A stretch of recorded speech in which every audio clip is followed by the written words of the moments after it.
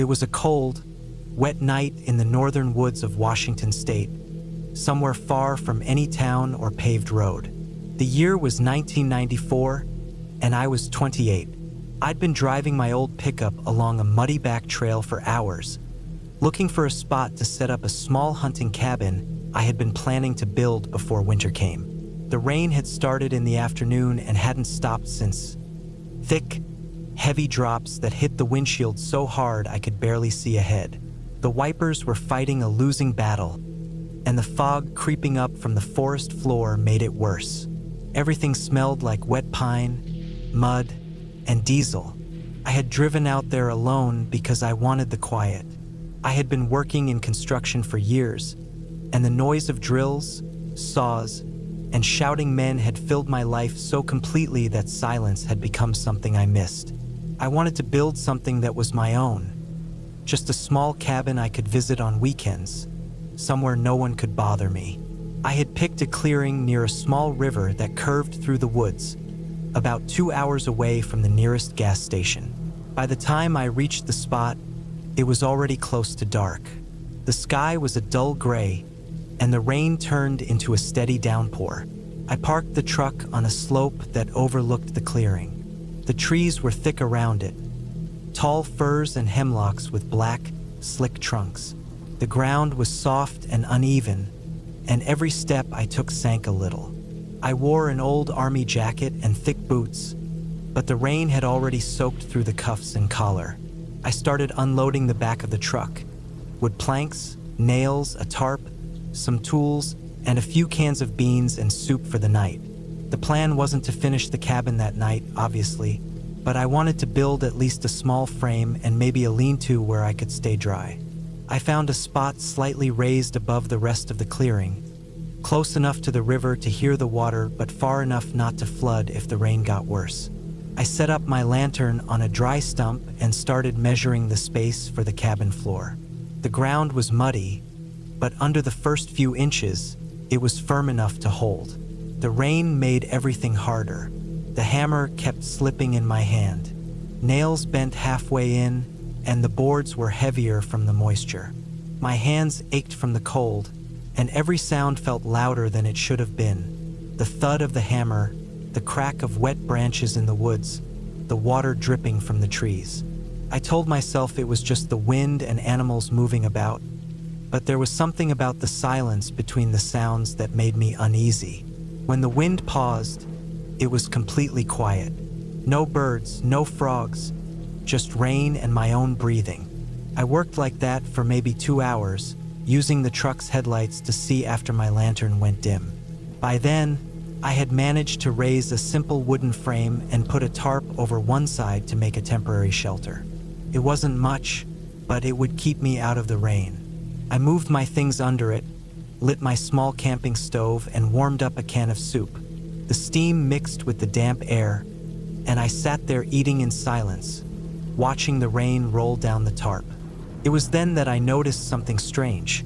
There was a small light flickering through the trees, far on the other side of the clearing. It was faint, yellow, almost like a lantern or maybe a flashlight.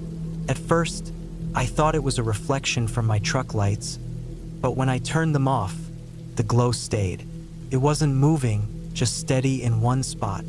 I stared at it for a long minute, trying to make sense of it. I hadn't seen any other vehicles on the road that whole day. Nobody lived out here. The nearest logging camp had shut down years ago. I didn't go toward it. I just kept glancing at it while finishing my food. I tried to ignore it, but it kept catching my eye through the branches. After a while, the light faded, or maybe it went out.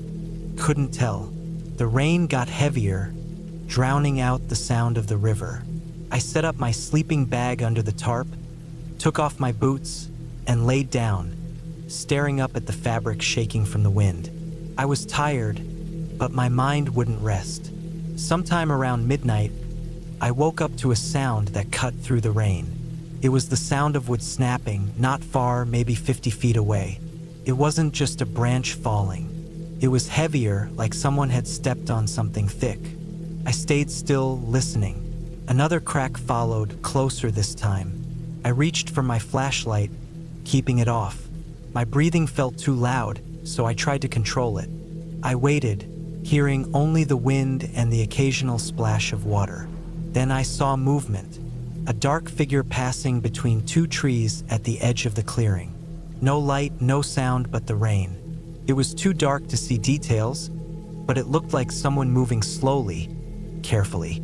Maybe a hunter, I thought, or someone camping nearby. But who the hell would be out here in weather like this? I kept watching, waiting for it to pass, but it didn't. It just stopped behind a tree, half visible. I could feel the weight of the stare even if I couldn't see eyes. After a few minutes, I turned on my flashlight and pointed it toward the trees. The beam cut through the rain, but there was nothing there, just the wet bark and the mist rising off the ground. I held it there for a while, then turned it off again. The sound had stopped. The forest went back to that uneasy silence, broken only by the rain hitting the tarp. I didn't sleep much after that. Every small sound made me alert again. Around 3 in the morning, I decided to move into the truck. Felt safer there with the doors locked. I grabbed my gear, shoved it in the cab, and climbed in, dripping wet. I leaned back against the seat, watching the clearing through the windshield. The rain had eased a little, turning into a steady drizzle. My headlights reflected off the frame of the unfinished cabin, making it look crooked and strange in the dark. Then, through the rain-streaked glass, I noticed footprints near the edge of the clearing. Big ones, heavier than mine, fresh enough that the puddles hadn't filled them yet. They led from the tree line toward where I'd been sleeping. I stared at them for a long time, my chest tightening. Whoever had been out there had come close. Too close. I waited for dawn. The rain finally stopped sometime after 5. The light came slow and gray, the kind of light that doesn't warm anything. I got out of the truck, every movement stiff and tired. The air was cold, and steam rose off the ground. I walked toward the footprints. They were clearer now, pressed deep into the mud, leading up to within 10 feet of my tarp shelter, then turning back toward the woods. I followed them a few steps until they disappeared into the brush. I could see where branches were bent, where someone had moved through recently. I didn't bother looking further. I packed up what I could, threw the tarp and tools into the back of the truck, and left the clearing. I drove until I hit the main road, and I didn't stop until I saw the first small town. I sat in a diner parking lot for an hour before I even went inside. My hands wouldn't stop shaking, even after coffee. I never went back to that spot. The cabin frame I built that night probably rotted away by now, or maybe someone else found it and finished it. But sometimes, when it rains hard, I remember that light through the trees and the footprints near my bed. I still don't know who or what was out there. Maybe just someone lost in the woods. Maybe a hunter. But whoever it was had stood close enough to watch me sleep in the dark. And that thought still makes my skin crawl every time the rain starts to fall.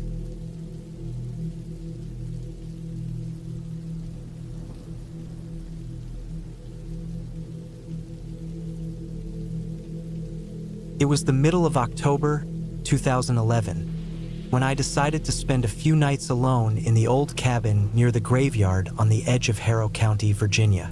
I was 32 then, working as a carpenter, and I had been trying to get away from people for a while. My uncle had owned that cabin years ago before he passed away, and no one in the family ever used it. It sat about 200 yards from a small, overgrown graveyard that was mostly forgotten by everyone except the local church. The place was quiet, isolated, and always had that heavy stillness that makes your ears ring. I thought it would be perfect to clear my head for a few days. The cabin wasn't big. 1 room, a wood stove, an old iron-framed bed, and a few shelves with dusty cans and bottles that probably hadn't been touched in years. The floorboards creaked under my boots when I stepped inside, and the smell of mildew and cold would fill the air. There was a single window facing the trees, and behind them, through the gaps in the branches, I could just see the crooked rows of headstones leaning at odd angles. I unpacked my things, lit the lantern, and started cleaning. Dust floated through the air like ash every time I moved something. The table near the corner had scratch marks on it, maybe from mice, maybe from years of neglect. The wind outside carried the faint rustle of dry leaves and that deep, low hum of nature that you only hear far from roads and towns. That first night was calm. I cooked some beans on the stove, listened to the sound of the fire cracking, and tried to relax.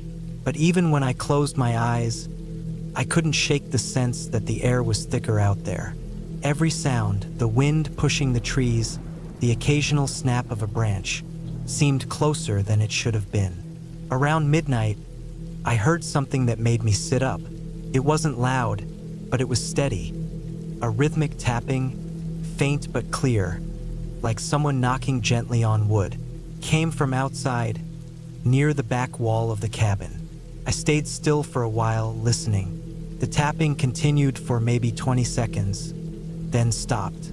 I waited another minute before getting up, grabbed my flashlight, and looked out through the back window. The beam cut through the darkness, landing on the clearing behind the cabin, but there was nothing, just the outline of the trees and the faint shape of the graveyard fence beyond them. I tried to brush it off as a branch hitting the wall. The wind had picked up a bit, and in a place that quiet, even small noises could sound strange. I went back to bed, but it took a long time to fall asleep. The next morning was cold and gray. Mist hung low over the ground, and the grass was wet and heavy with dew. I walked to the graveyard just to look around. There were about 30 or 40 stones, most of them cracked, their names worn away. The ground was uneven, covered in patches of weeds and fallen branches. I noticed fresh soil near one of the graves toward the far end, like someone had been digging there recently. It wasn't much, just a small patch that looked darker than the rest. Maybe an animal, I thought. Later that day, I spent my time fixing the cabin door and chopping wood. I found a set of old tracks near the edge of the clearing, boot prints, faint but visible in the soft dirt.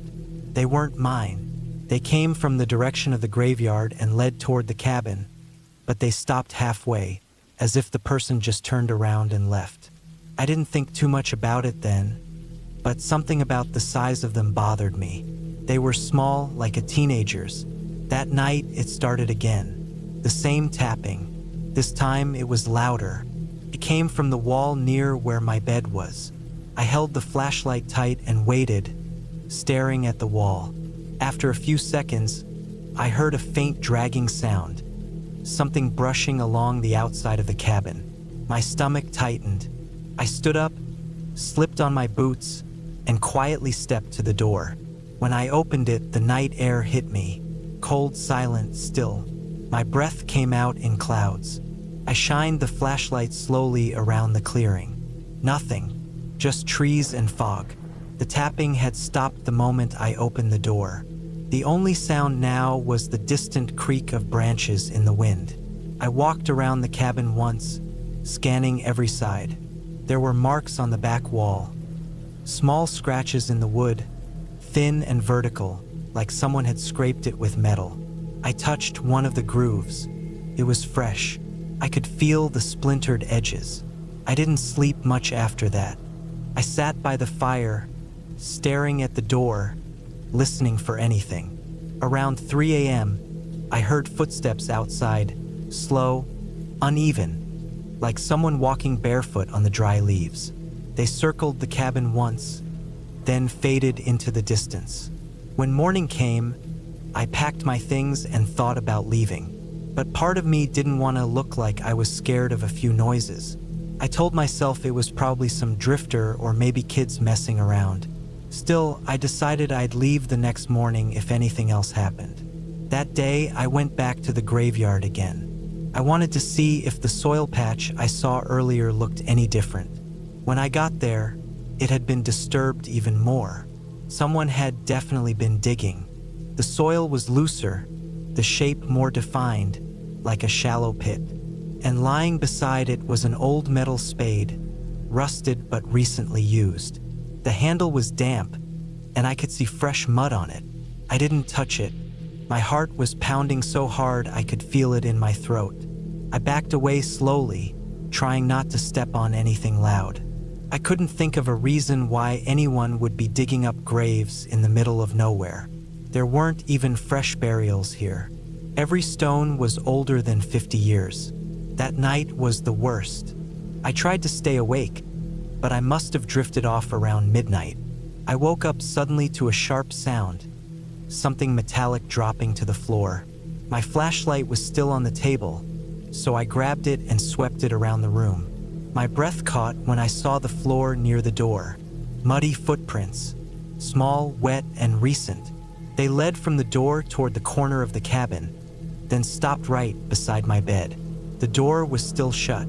The window too. I felt frozen, just staring at those prints. They looked like bare feet, but smaller than an adult's. I didn't move for a long time. Every noise in that cabin sounded amplified. The wind pressing against the wood, the faint pop of the fire dying out, the steady sound of my own breathing. I waited until dawn before opening the door. Outside, the ground was covered in a thin layer of fog again, but the prints continued out into the clearing. They went toward the graveyard. I followed them for a bit, moving slowly, trying not to think about what I might see. When I reached the graveyard fence, I stopped. The prints went straight to the same disturbed grave I'd seen before. The soil was piled higher now, uneven, as if something had been dragged into it. The spade was still there, half buried in mud. The ground looked freshly packed, darker than the rest. That was when I noticed something else, my uncle's name on the nearest headstone. I hadn't realized before that it was his grave right beside the dug one. The sight of his name carved into the stone made my stomach twist. I left that morning. I didn't even go back inside the cabin. I just took my truck keys, got in, and drove. I didn't stop until I reached town. I told myself I wouldn't tell anyone, but I couldn't shake the thought that someone had been living out there, using that graveyard for something. A week later, I went to the sheriff's office and told them everything. They sent a deputy to check it out. 2 days later, he called me. They found the grave dug up, but it was empty. No remains, no spade, nothing. The cabin door was still open, just how I'd left it. I never went back after that. Sometimes, late at night, I still think about those small footprints and the way the tapping started softly, like someone testing the walls to see if anyone was inside. The cabin still stands out there near the edge of Harrow County, a few hundred yards from the old graveyard. I drive past the road that leads to it every now and then, but I never turn down it. I don't need to. I already know what's waiting there. Nothing supernatural, nothing from stories, just the kind of human things that hide in quiet places, the kind that dig into the ground and never really leave.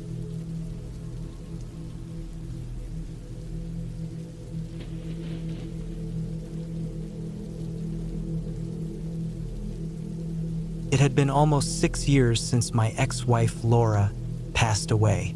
The years between had blurred together. Empty routines, long drives, work days that didn't feel like they belonged to me. We divorced 2 years before her death, but it still hit me hard when she was gone. She'd always loved the woods more than I did, and after she died, I couldn't bring myself to go anywhere near the old cabin we'd bought together up in northern Oregon. It sat deep in the pines, about 10 miles from the nearest small town called Fair Creek. I'd promised myself I'd never go back there, but time has a strange way of softening promises like that. In late October of 2022, I found myself driving north again. I told myself I was just going to check on the property before the winter storms came. I still technically owned half of it. She had left her share to her sister, who had since moved away and told me I could have it if I wanted. I thought I'd just spend a night or two cleaning it up, maybe take some photos and list it for sale. I didn't want to sleep there, not really, but it was already late afternoon by the time I got close, and the idea of turning back just made me feel weak. The sky was the color of old steel, and a fine drizzle had been falling for miles. The air smelled like wet pine and the faint sour scent of decomposing leaves. When I reached the narrow dirt road that turned off the highway, I had to slow down to a crawl. It was uneven and full of potholes. The trees on both sides leaned over the road like they were trying to block the sky. I kept the headlights on even though it was still daylight, just so I could see more than a few feet ahead. When I finally saw the cabin, it looked smaller than I remembered. The roof was sagging slightly, and the paint on the porch railing had peeled to gray wood. There were weeds growing up through the gravel of the driveway, and one of the window shutters was missing. I parked the truck near the old fire pit and sat there for a minute with the engine running. The silence outside the cab felt heavy, like the woods were holding their breath. When I finally stepped out, my boots sank a little into the wet dirt. The place looked abandoned, but not ruined, just forgotten. The padlock on the front door was still there, rusted but intact. I still had the old key, and after some fumbling, I got it open. The door stuck at first, swollen from moisture, then gave way with a groan. Inside, it smelled like dust and cold wood. The air was still and thick, like it hadn't moved in years. The living room was exactly how we'd left it, though everything had aged.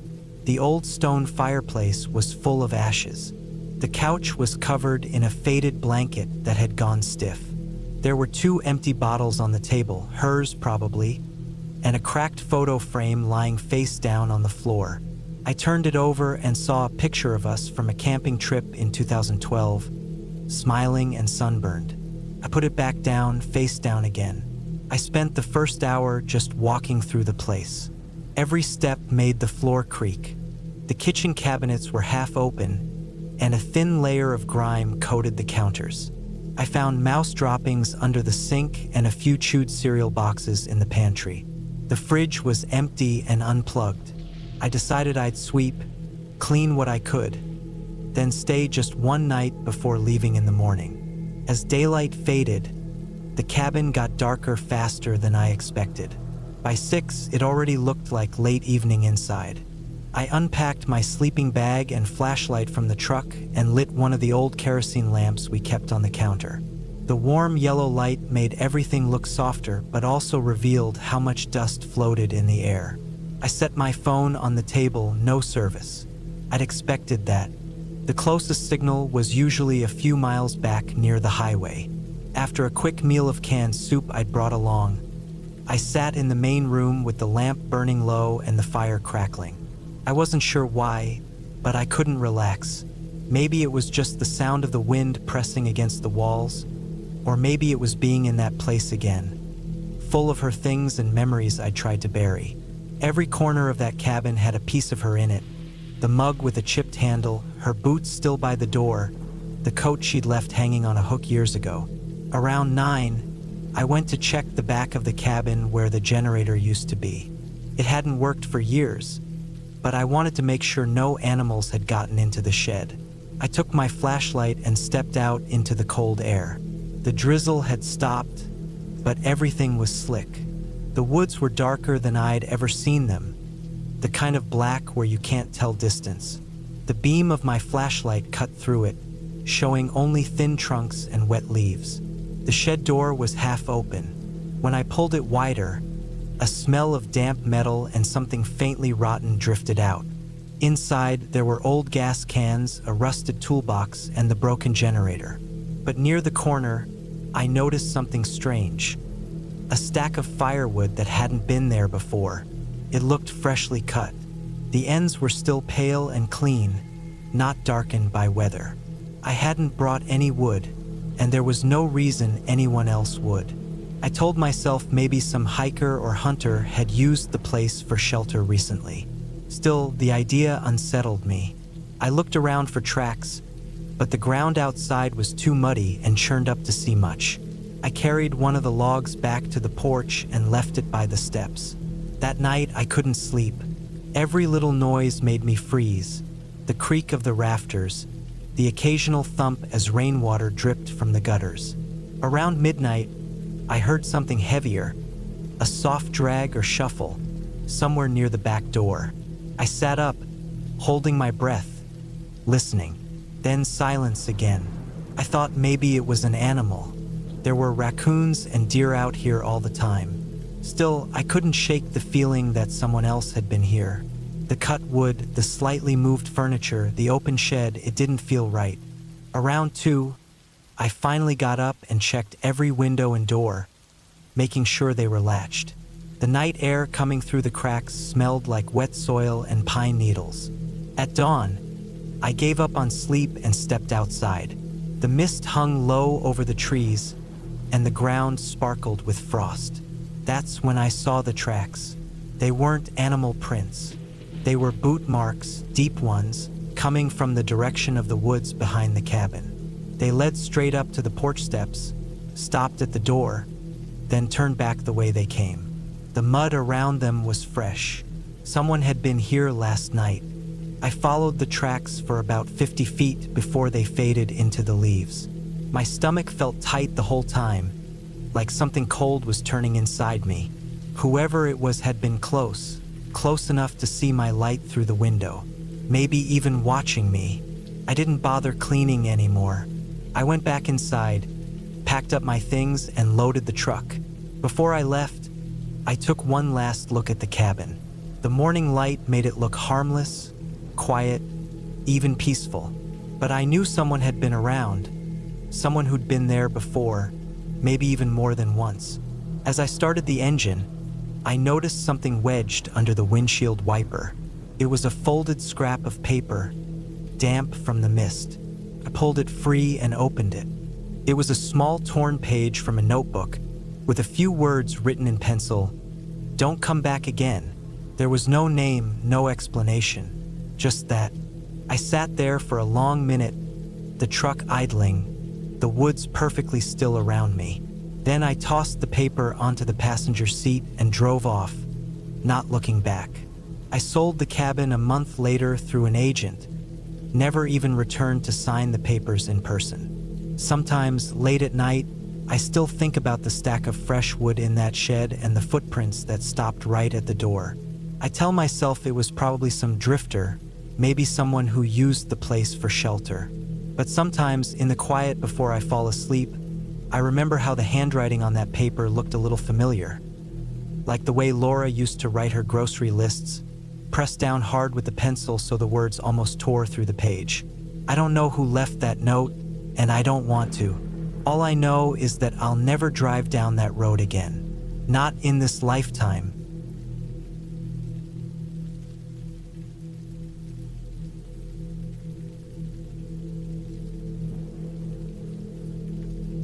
It was early November of 2006 when I decided to take a few days off and head out to the woods near northern Idaho.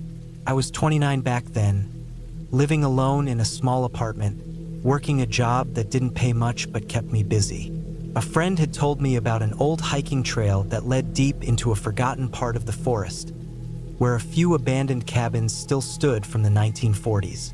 I didn't plan to stay in one, but curiosity always had a way of getting the better of me. I packed light, just a backpack with a flashlight, some snacks, a small camping stove, and a sleeping bag. I had no idea what I was walking into. The air was cold when I got there, dry enough that each breath felt sharp in my lungs. The trees were tall and narrow, their branches mostly bare from the season. I parked my car on a small dirt pull-off that looked like it hadn't been used in years. The trail started off easy. Packed soil, some roots, fallen leaves crunching under my boots. The deeper I went, the quieter it got. No sound of traffic, no wind, no birds. Just the soft rustle of leaves when I moved. It felt like walking into a place the world had stopped caring about. After a few miles, I came across a split in the trail. One path continued forward, the other curved down into a small valley. The signpost had fallen long ago, half buried in mud, so I chose the lower trail. The air felt heavier there, damper somehow. A few hundred yards in, I saw it through the trees, a dark shape low to the ground, hidden behind a wall of brush. When I got closer, I realized it was one of the old cabins my friend mentioned. The cabin looked like it had been standing for longer than it should have. The walls were dark and warped, the roof sagged in the middle, and moss covered nearly everything. The door was hanging off one hinge, and the windows were shattered. But it was still standing, and for some reason, I wanted to look inside. Maybe it was curiosity, maybe something else. I pushed the door open slowly, and the smell hit me first.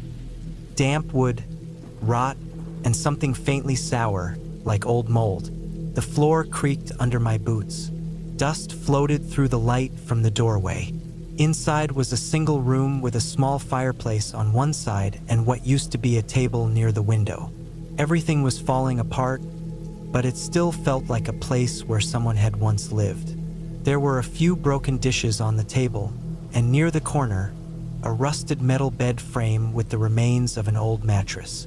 The strangest thing, though, was that the floor near the far wall looked different. The planks there were newer, less decayed than the rest. I crouched down and tapped them lightly. They sounded hollow. My first thought was that maybe someone had replaced the boards to cover something, maybe to hide supplies or old tools. I wasn't really thinking clearly, just curious. I grabbed a piece of broken wood from the floor and pried one of the boards up. Underneath, there was a small space, maybe 2 feet deep. I shined my flashlight into it. There wasn't much to see, just dirt, some scraps of cloth, and a small metal box, half buried. It was rusted shut. I pulled it out and set it on the table. It was heavier than I expected. When I finally got it open, it was filled with paper. Old, folded papers, browned with age. Most of them were letters. The handwriting was neat but shaky, like from someone older. The first one I unfolded had the date, July 1954. It was short, just a few sentences. Something about someone staying up here alone for the summer, trying to avoid trouble. The next few letters were stranger, talking about hearing footsteps outside the cabin at night, seeing shadows near the trees, missing tools. It didn't make much sense, but the last letter caught my attention. It mentioned finding something buried behind the cabin and ended abruptly mid-sentence. Reading them gave me a strange, uneasy feeling. The letters were too real, too personal. I set them aside and looked toward the back of the cabin. Behind it was a narrow stretch of woods and an open patch of dirt that looked like it had been disturbed at some point, though it was mostly covered in dead leaves now. My curiosity got the better of me again. I walked out back, crunching through the leaves. The air felt still and colder than before. I kicked around the ground a bit until I noticed a patch where the soil looked different, softer, darker. I knelt down and started digging with a stick. It wasn't easy. The ground was packed and cold. After a few minutes, I hit something solid. It wasn't metal, it felt more like wood.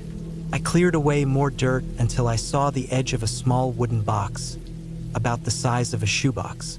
It was damp and partly rotten, but when I lifted it out, it held together. I set it down on a flat rock and pried the lid open with the same piece of wood I'd used earlier. Inside was a bundle wrapped in what looked like an old cloth, tied with twine.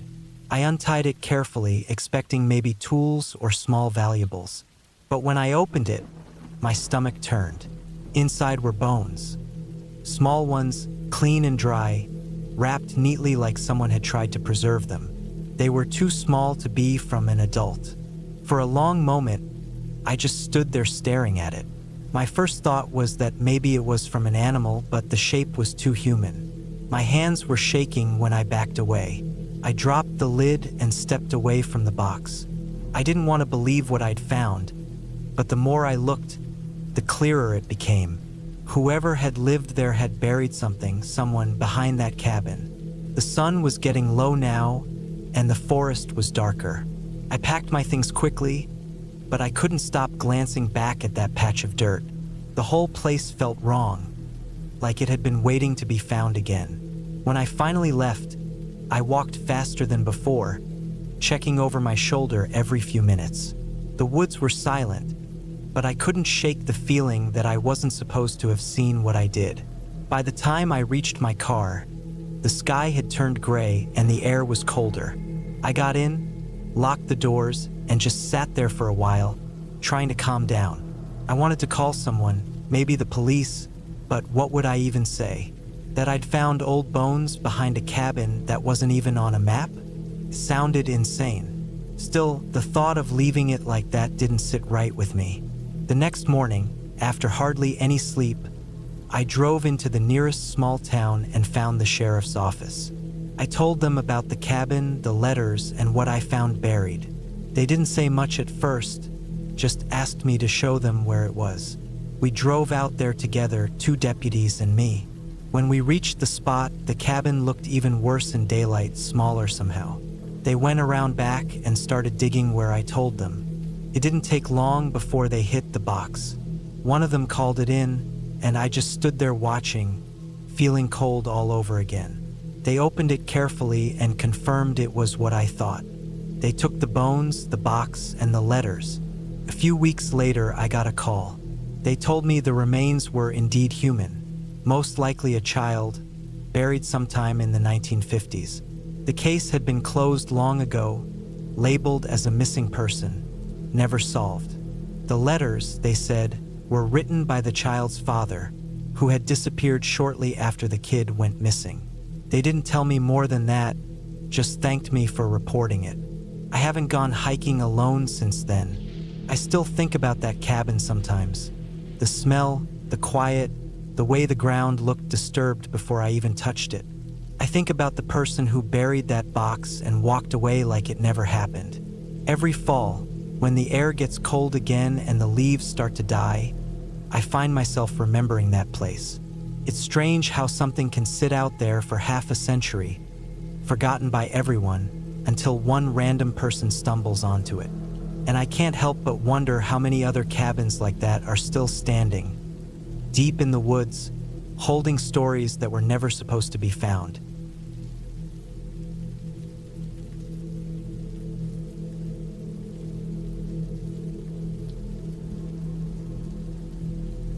It was the summer of 2012 when I decided to spend a few weeks at an old farm cabin outside a small town in Kansas. I had taken time off from work and needed a break from the noise and rush of everything. My uncle had passed away earlier that year and left behind a small piece of land with a broken-down farmhouse, a few barns, and a cabin that sat further back from the main road. It wasn't fancy, just an old wooden structure tucked between acres of dry cornfields and wild grass. But it was quiet and isolated, exactly what I thought I needed. The cabin hadn't been used in years.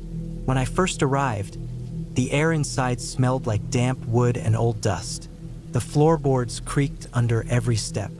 There were spiderwebs hanging in the corners and a pile of tools and boxes near the back wall. I spent most of the first day cleaning, sweeping out dirt, tossing out things that had been sitting untouched for too long, and airing out the place. The sun was bright and hot, the kind that makes everything shimmer a little. The closest neighbor was miles away, and the only sounds were the buzzing of flies and the wind brushing through the dry corn stalks. That first night, I slept surprisingly well. The silence was deep, heavier than anything I was used to. It made me notice every small sound, the settling wood, the occasional rustle outside, maybe a raccoon or a deer. I told myself it was normal. The cabin sat alone in the middle of the property, and animals wandered through all the time. Still, there was something strange about the air that night. It felt thick, like something was waiting outside. By the third day, I had settled into a routine. I woke up early, made coffee on the old gas stove, and walked the perimeter of the property. The land stretched far, wide open, almost too empty. The barns were rotting, the metal roofs rusted and bent. The fences leaned sideways. There were faint tire marks near the entrance of the dirt road, but I hadn't seen a single vehicle since I got there. I didn't mind. I was there for the quiet, but the quiet started to change. On the fourth night, I woke up around 2 a.m. because I thought I heard something outside.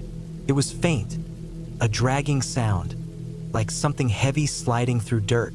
I lay still, listening. The sound stopped after a few seconds, and I told myself it was probably the wind or some animal moving near the cornfield. But as I tried to fall back asleep, I heard it again. Slower this time, closer to the cabin wall. My chest tightened. I held my breath and just listened. It went on for maybe a minute, then stopped completely. I stayed awake for hours, staring at the dark ceiling, waiting for it to come back. Didn't. The next morning, I went outside to look. The ground around the cabin was dry and uneven, covered with patches of weeds.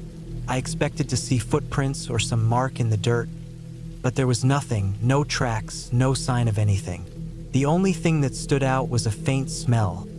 Something metallic, almost like rust or blood, came from near the back of the cabin. I looked around, didn't find anything, and tried to forget it. But that smell didn't go away. It got worse over the next 2 days.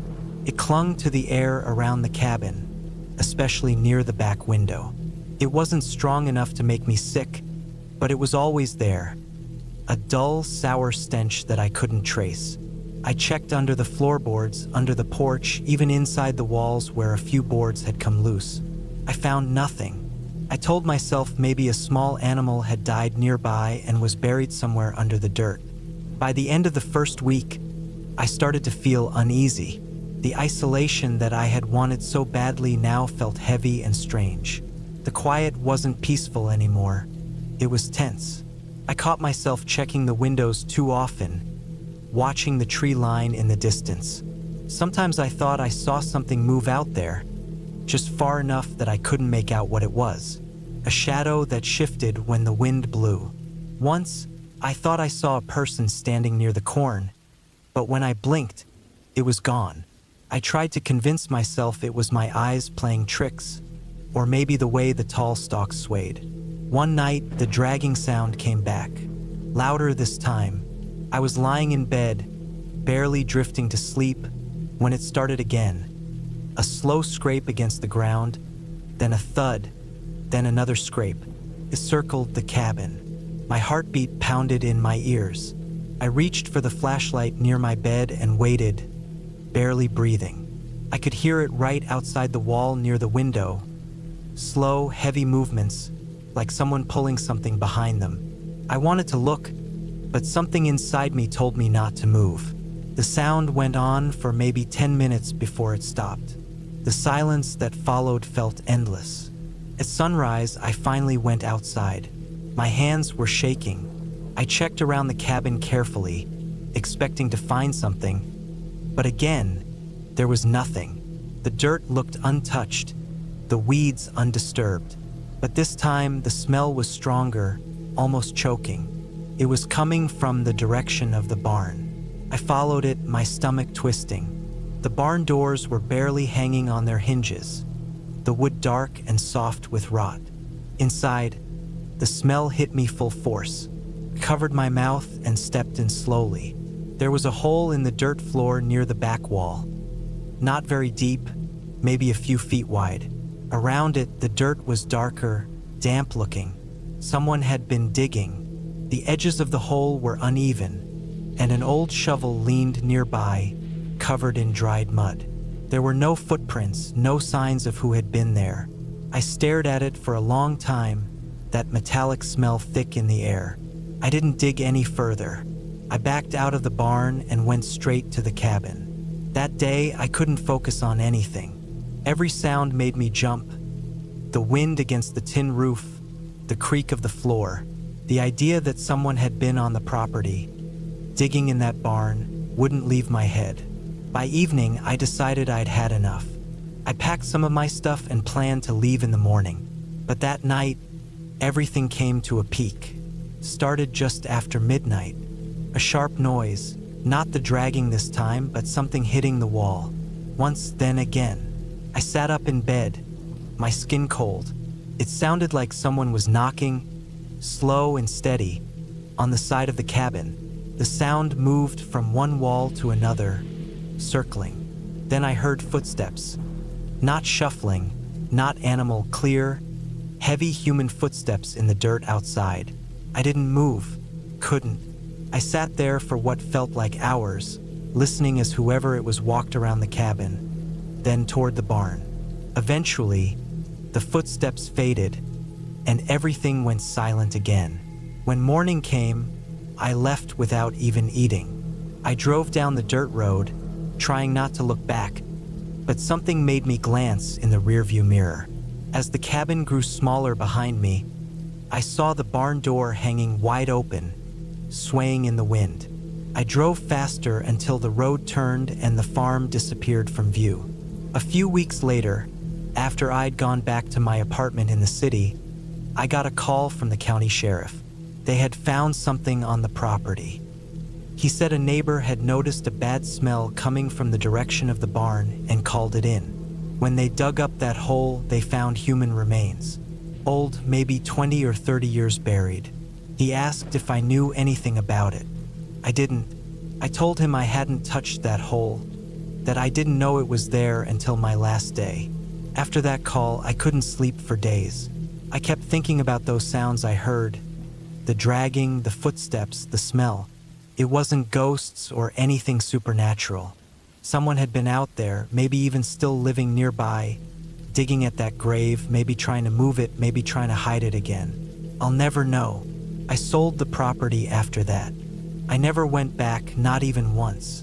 But sometimes, when I wake up late at night, I still hear that dragging sound in my head, slow and heavy, circling somewhere just outside the walls.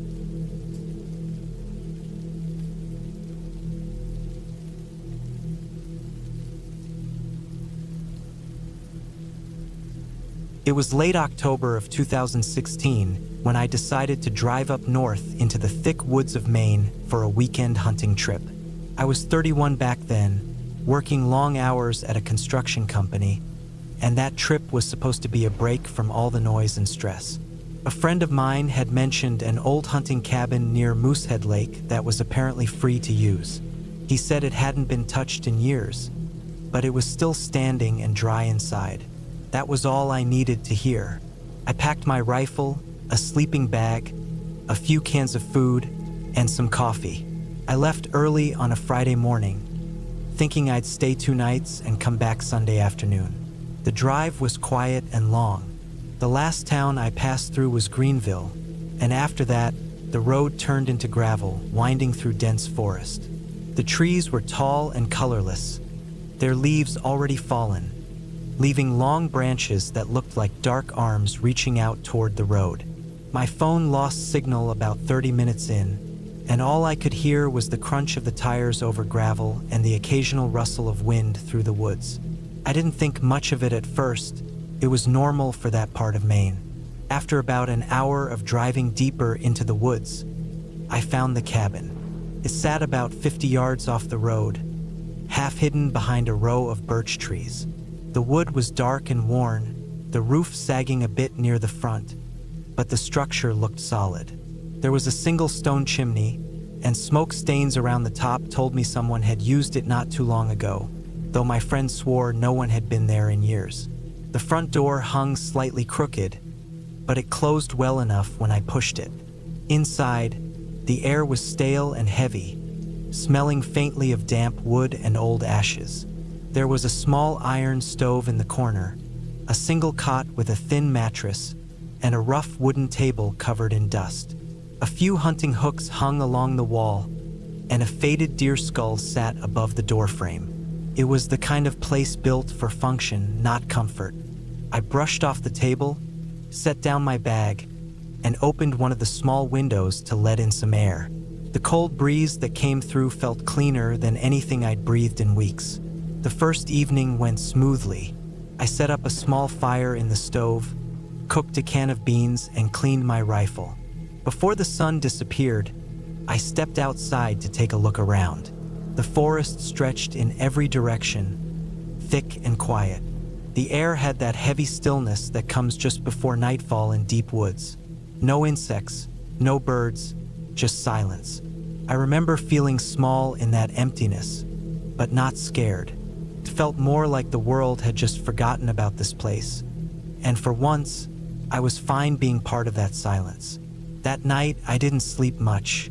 The wind picked up around midnight, brushing against the walls and rattling the loose window frame. Every few minutes, I heard something move outside, maybe a branch breaking or leaves crunching underfoot. I told myself it was deer. It usually is out there. But what unsettled me wasn't the sounds themselves. It was the pattern. It wasn't random like a wandering animal. It sounded like slow, heavy steps circling the cabin, 2 or 3 at a time, then silence, then again closer. I lay there in the dark for hours, listening, holding my breath. At some point, the sound stopped. I must have drifted off after that, because when I opened my eyes again, the sun was spilling through the cracks in the wooden wall. The next morning, the ground outside was soft with mud from rain during the night.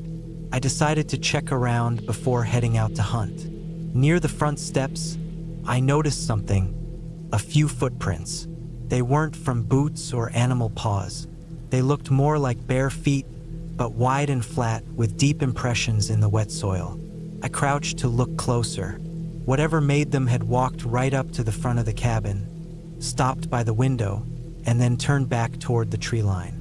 I stood there staring for a long while, trying to make sense of it. The forest was empty again, quiet as before. I brushed it off eventually, convincing myself it could have been some local who lived off the grid nearby.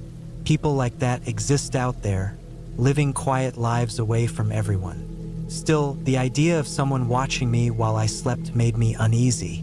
I went off for a short hunt that morning but couldn't focus. Every sound, every crack of a branch made me tense. I didn't go far, maybe half a mile from the cabin, and by noon I was back, feeling watched the whole time. That afternoon, I stayed inside, cleaned my gear again, and tried reading a small paperback I'd brought along. Around dusk, the same stillness returned. The woods went quiet, like everything alive had left. I looked out the small window facing north, and for a moment, I thought I saw something move between the trees. Something tall, almost blending with the trunks. Could have been just the wind shifting shadows, but it felt deliberate, like it was standing still, watching. The second night was worse. I kept the fire burning low and sat on the edge of the cot with the rifle resting across my lap.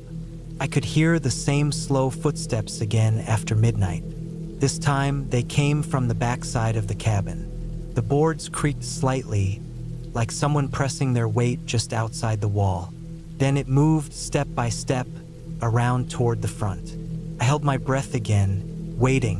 When the steps reached the porch, I thought I heard a faint scrape, like fingers brushing the wood. Then nothing.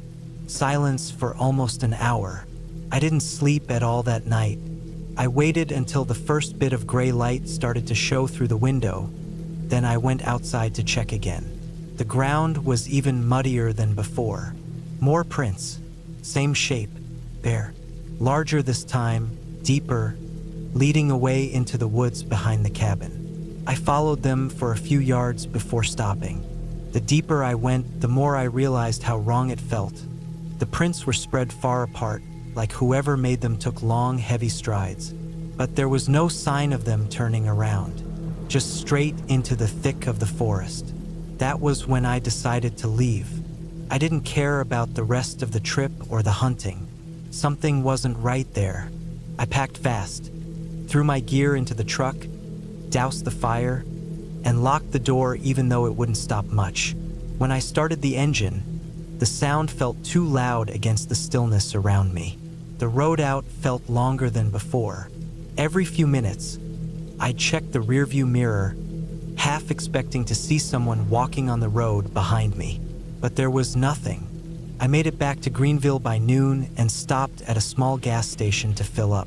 My hands were still shaking slightly when I got out of the truck. I remember the clerk looking at me oddly, maybe because I looked pale or dirty, but I didn't say anything. For days after, I kept thinking about those prints. I tried to reason it out. Maybe some local hunter wandering barefoot, maybe even some kind of animal deformity. But the thing that stayed with me wasn't just the footprints or the noise. It was how careful everything had sounded. The The steps weren't random like something curious. They were slow, measured, as if whoever or whatever it was knew exactly how close to come without being seen. 2 weeks later, out of curiosity and maybe stubbornness, I checked satellite maps online to see if the cabin still showed up. The outline was there, barely visible under the trees. But the road that led to it was gone from newer maps. Just forest, like no one had driven there in years. I never went back. Sometimes, when I think about that weekend, I tell myself I was just tired. Too much work, too little sleep, mind playing tricks. But other nights, when I wake up around that same dark hour, I swear I can still hear that sound in my head, slow, heavy steps circling, waiting, knowing exactly when to stop. And it's that quiet afterward that always feels the worst, because I never heard it leave.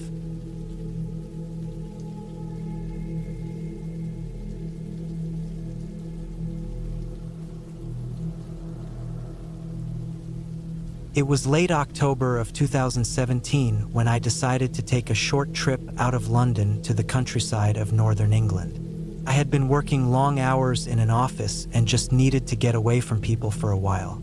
I found a small wooden cabin listed online, tucked near the edge of a forest just outside a small village called Langthwaite. The photos made it look peaceful, surrounded by tall birch trees, a small pond nearby, and a gravel path leading up to it. The owner said it was once used as a hunting cabin back in the 1970s, but had been renovated for short stays. It seemed perfect. I booked it for 5 nights. I took my old car and drove down early in the morning. The further I got from the city, the narrower the roads became. By the time I reached Langthwaite, there were long stretches of road with no signs of life except for stone walls and grazing sheep.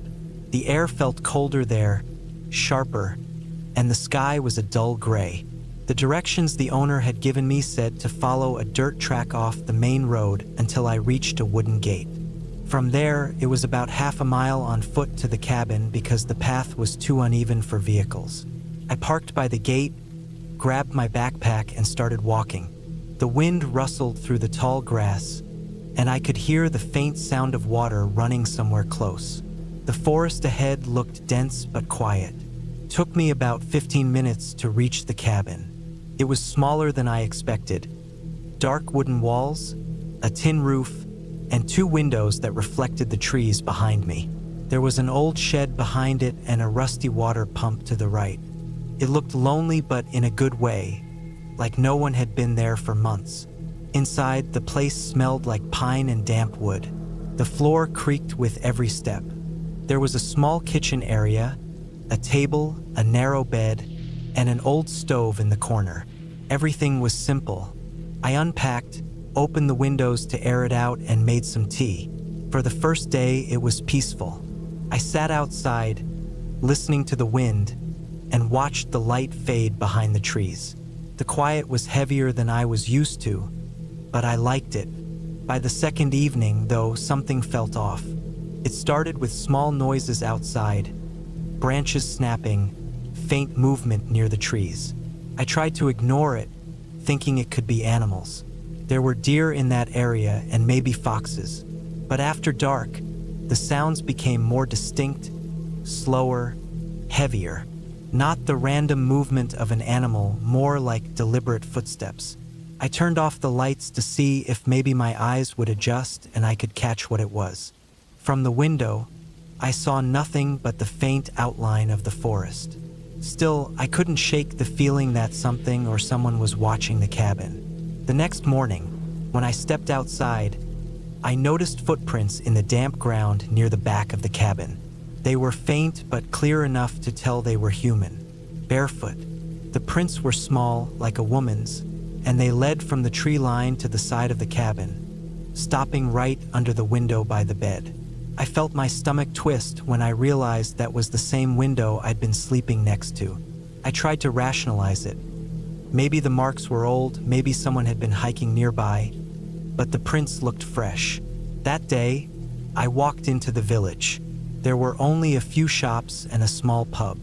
I asked around casually if there were people camping or living rough in the woods. Most folks said no. They said the forest was rarely visited because it was private land and part of an old estate.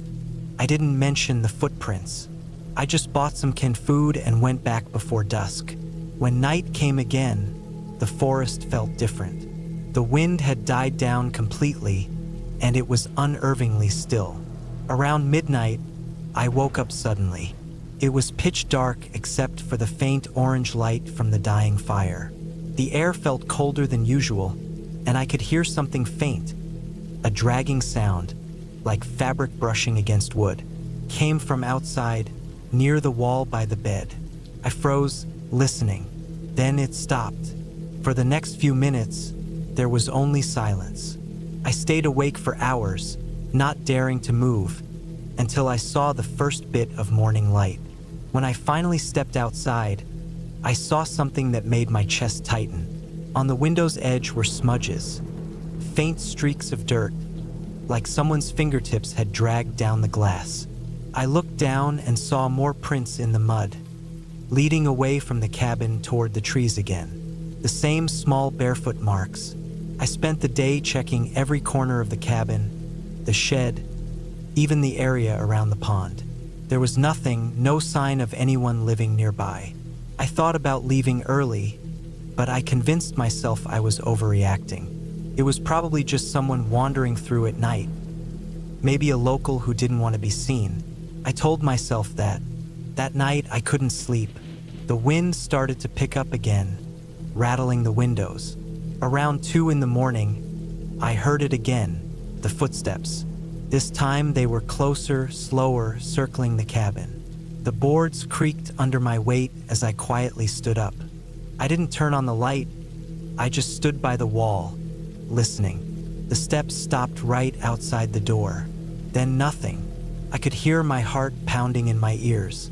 After what felt like hours, I finally looked through the small gap in the curtain. First, I saw nothing. Then, as my eyes adjusted, I saw her, a woman standing just beyond the porch, her back turned toward the forest. She was wearing a long, torn coat that looked soaked, and her hair was tangled, hanging down her shoulders. She wasn't moving, just standing there in complete stillness, facing the trees. My throat went dry. I didn't move, didn't blink. Then, slowly, she turned her head slightly, just enough that I could see the side of her face. Pale, sharp cheekbones, and what looked like mud smeared across her skin. Her eyes were open but blank. She didn't come closer. She just stood there for another minute, then walked into the woods without a sound. I stayed frozen until daylight broke through. In the morning, I packed everything and left. I didn't even bother to clean up. As I walked down the dirt path to my car, I looked back once. From that distance, I could see the cabin half hidden behind the trees, quiet and empty again, like nothing had ever happened. When I got home, I tried to find out more about the place. I found old records of the property online. It used to belong to a man named Charles Bentley, who had lived there until 1989. His wife had disappeared one winter and was never found. Locals believed she drowned in the nearby pond during a storm, but her body was never recovered. The property had changed owners several times since. For weeks after that, I couldn't sleep properly. Every time I closed my eyes, I pictured that woman standing at the edge of the porch, silent, watching the forest. I kept telling myself she was real, just someone lost or hiding. That was the only thing that made sense. But even now, years later, sometimes when I think about that night, I can still remember the sound of her steps circling the cabin, slow and steady, like she'd been there long before I arrived and was just waiting for me to leave. I never went back to Lanthwaite. I sold my camping gear, deleted the rental site from my bookmarks, and moved on.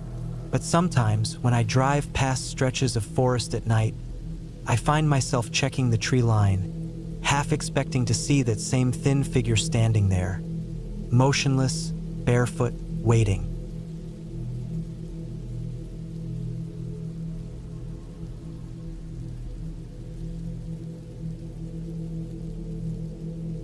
It It was the fall of 2013, and I had been working as a park ranger for almost 6 years.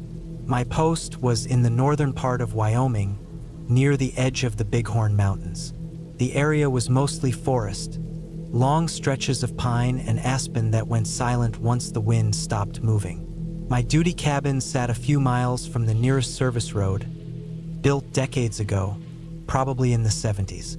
It was small, just a single room with a cot, a metal stove, a small table, and a window that faced out toward the tree line. I had taken a week-long solo shift that October. It wasn't unusual. We rotated solo patrols often, keeping an eye out for illegal hunting, campers leaving trash, or small fires. The isolation didn't bother me much.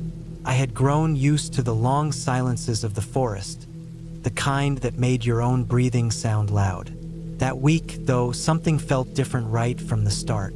The weather was colder than usual. The air had that sharp, early winter bite that made your lungs sting. The sky stayed gray all day long, like the sun was hiding somewhere it couldn't be found. I remember setting up my supplies, dry food, extra fuel, my notebook, and a small radio that barely worked in the mountains. By the third day, I had gone deeper into the woods for my daily round. I carried my map, a flashlight, and my old Winchester rifle. The forest that morning was still. No birds, no movement, just a faint rustling that could have been wind or something else. About 2 miles from the cabin, I found a small clearing with some strange marks in the soil. They looked like deep drag lines, uneven, crossing in circles as if something heavy had been moved around. The dirt was dark and disturbed, as though someone had dug and filled it again. I remember crouching and touching the ground. It was still soft, recently disturbed. No signs of animal tracks around it. That bothered me more than anything. Usually you'd find deer or raccoon prints everywhere, but here, nothing. I marked the location in my notebook and decided to come back the next day with better light. When I got back to the cabin that evening, the sun was already dipping behind the ridge. I lit the small lantern and started cooking a can of beans on the stove. The smell filled the cabin, mixing with the scent of damp wood and the faint mildew that always seemed to live in those old ranger stations. I sat at the table, writing in my log, trying not to think about the strange clearing. Sometime around midnight, I woke up to a sound outside. It wasn't loud, just enough to pull me out of sleep. It was a dull thump, like someone dropped something heavy onto the dirt. I stayed still for a moment, listening. The forest was usually noisy even at night. Owls, crickets, wind, but now there was nothing, just that faint shuffle every few seconds. I sat up, grabbed my flashlight, and waited, trying to figure out if it was an animal. After maybe a minute, it stopped. I listened for another 10 before I laid back down, but I couldn't sleep again that night. Every small creak in the cabin felt too close, too human. The next morning, I stepped outside and checked the ground around the cabin. There were marks, deep impressions in the mud near the back wall. They weren't footprints, not clearly, but they were big, as if someone had been standing there for a long time. I found small bits of tree bark scattered near the door, as if someone had been scraping something against the frame. The wood had thin scratches running down it, uneven and rough. I tried to brush it off as a bear or elk rubbing up against the side. But deep down, it didn't feel like that. The scratches were too narrow, and the marks were only on one side of the cabin, near the window. That day, I went back to the clearing. The air was colder now, the clouds heavier, like snow was about to come. When I reached the spot, the disturbed dirt looked different. The soil had been dug again. Not by an animal, it was clear from the straight lines. Someone had been there since yesterday. My boot prints from before were partly erased, replaced by deeper indentations. Whoever it was had been wearing heavy boots. I scanned the area, my pulse climbing. There was a faint smell too, like rust, metal, and something damp.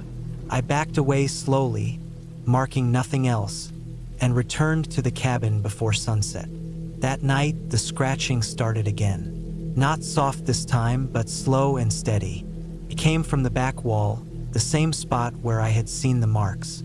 I stood up, heart pounding so hard it hurt, and turned off the lantern. The scratching went on for maybe half a minute, then stopped completely. I waited in the dark, listening. The silence that followed was worse. I could hear my own breathing, the small crackle of the stove cooling down, and nothing else. When I finally looked out through the small window, I saw movement between the trees, a quick shape, maybe 30 yards away. Not an animal. The way it moved was too slow, too deliberate. I stepped back, closing the curtain and locking the door. I didn't sleep that night either. By morning, I'd made up my mind to contact headquarters. The radio signal was weak up there, but if I could reach even a static-filled response, it would be enough. I set up the antenna and tried, but the radio wouldn't catch anything except faint bursts of static. I tried again for over an hour before giving up. The forest stayed quiet the rest of the day. No movement, no sound. I kept busy cleaning my rifle, stacking wood, pretending everything was normal. Around late afternoon, I saw something that made my stomach drop. Near the tree line on the far side of the clearing, there was a small pile of rocks. I was sure it hadn't been there before. They were stacked too neatly, maybe a foot high, like someone had built them deliberately. When I went closer, I noticed something half buried at the base of the pile. It was a torn piece of fabric, green, faded, and dirty. It looked like part of a ranger jacket. I picked it up, my hands shaking slightly. The patch was still there, half hanging off Department of Forestry. I stood there, staring at the rocks, realizing I didn't know any ranger who had gone missing in this section for years. I didn't even know who could have come out here. The nearest post was almost 20 miles away. That night, the scratching didn't come, but I still couldn't relax. Every sound made me look toward the window. Around 2 in the morning, I saw a light flicker outside, faint, like a lantern moving slowly through the woods. It drifted between the trees, sometimes disappearing, then appearing again closer. I stayed still, barely breathing, watching it move behind the cabin, and then it was gone. At dawn, I packed everything, my logbook, food, fuel, rifle, and decided to head back early. I wasn't supposed to leave until the next day, but I didn't care. The air felt wrong, heavy. As I walked toward the trail, I passed the clearing one last time. The pile of rocks was gone, just flattened dirt, like it had been knocked over in the night. When I reached the main road hours later, I drove straight to the ranger station. I reported everything I'd seen, every detail. They sent a small team to check the site 2 days later. They didn't find anything. No pile of rocks, no disturbed ground, no boot prints, no fabric. Even the scratches on the cabin wall were gone. The whole place looked untouched, like I'd imagined it all. I never took a solo shift again after that. I transferred to a post closer to town, near other rangers, near noise and people. I still remember that week though, the silence, the marks, the light moving in the trees. Sometimes I think about whoever or whatever had been watching me out there. Someone who knew the woods better than I did. Someone who didn't want to be found. Every so often, I dream about that cabin. The way the floor creaked under my boots, the cold air sneaking through the cracks, and the sound of something standing just outside in the dark, listening.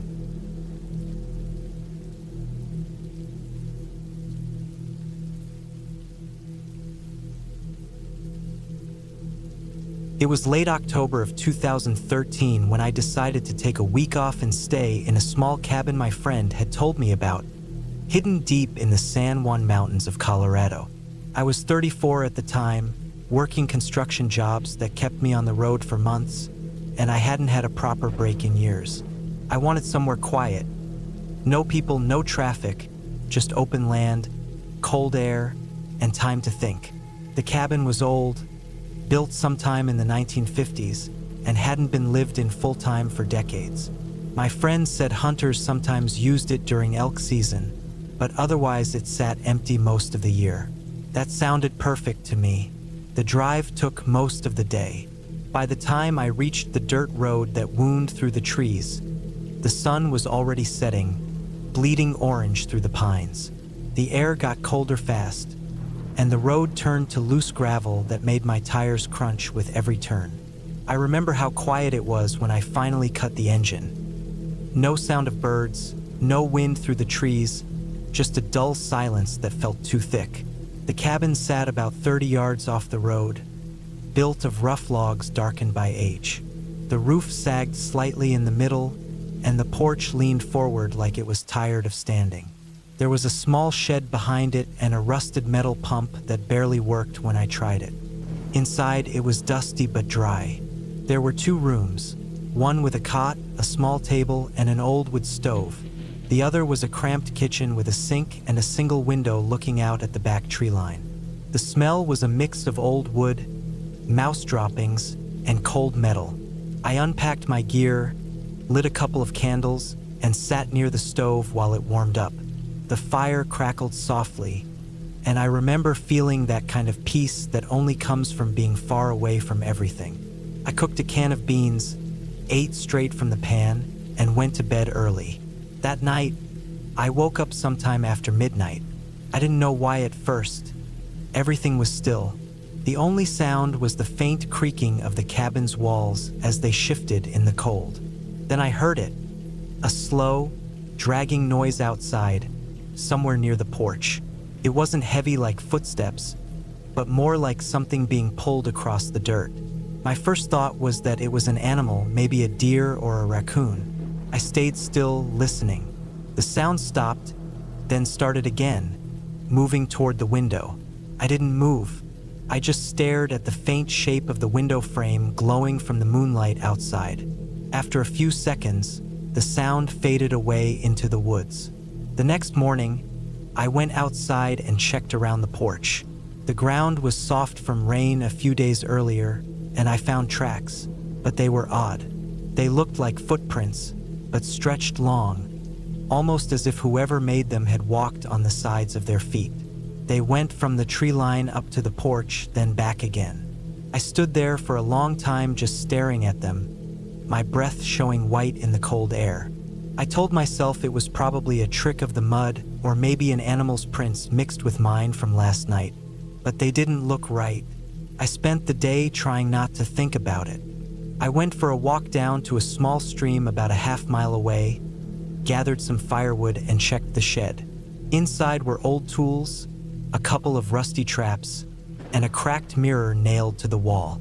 The place hadn't been touched in years. That night, I built a fire again, read for a while, and tried to relax. It was around 11 when I heard it again. This time it wasn't dragging, it was steps. Slow, heavy, moving around the side of the cabin. I could hear the crunch of leaves and the faint scrape against the wall. My heart started pounding hard enough I could feel it in my throat. I turned off my lantern and just sat there in the dark, listening. The steps stopped right outside the wall near the stove. I could almost picture someone standing there, pressed up close to the wood, listening back. Minutes passed. Then came a soft thump, like something hitting the porch. Another. Then the sound of breathing, low, strained, almost like a wheeze.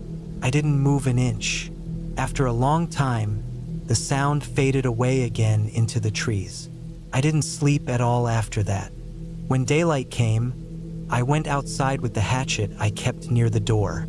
The ground near the porch was disturbed again. The same long, twisted tracks, only this time they circled the cabin. I followed them for a few yards before they disappeared into the underbrush. The woods felt wrong that morning.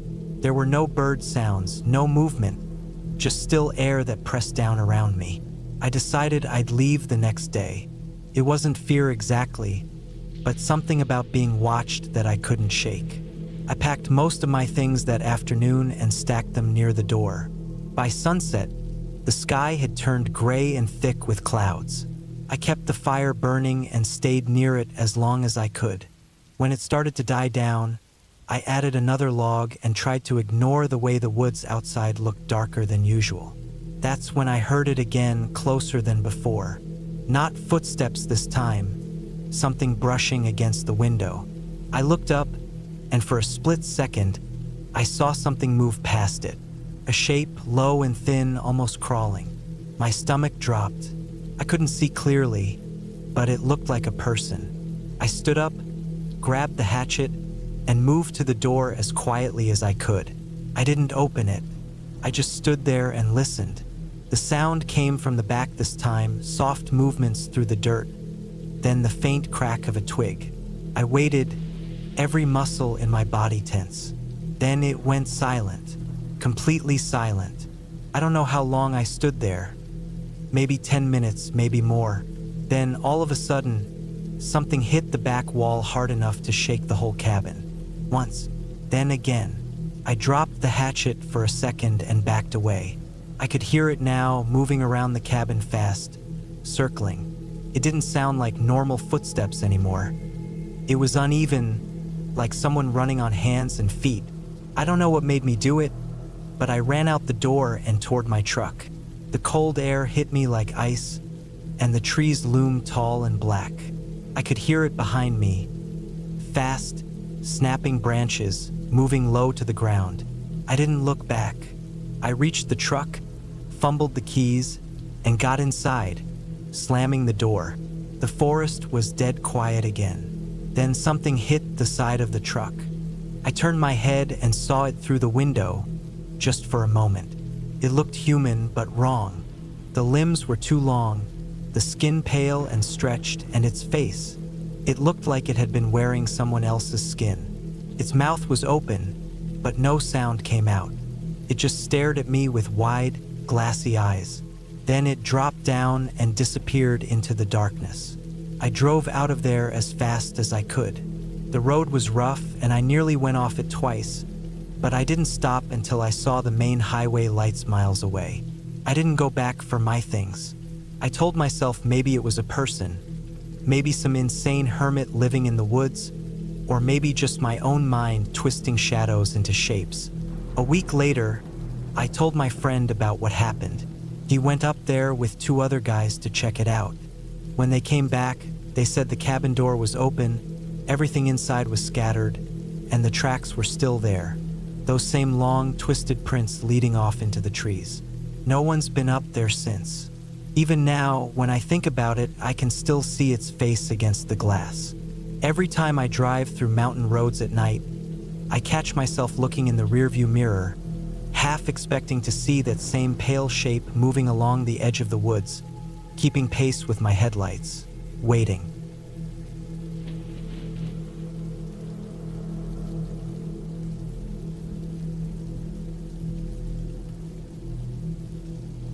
It was 2014 when I decided to take a trip deep into the Amazon rainforest. I wasn't looking for adventure or some kind of spiritual discovery.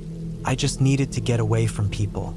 I was 36 at the time, burned out from years of city noise, traffic, and the dull pressure of my office job.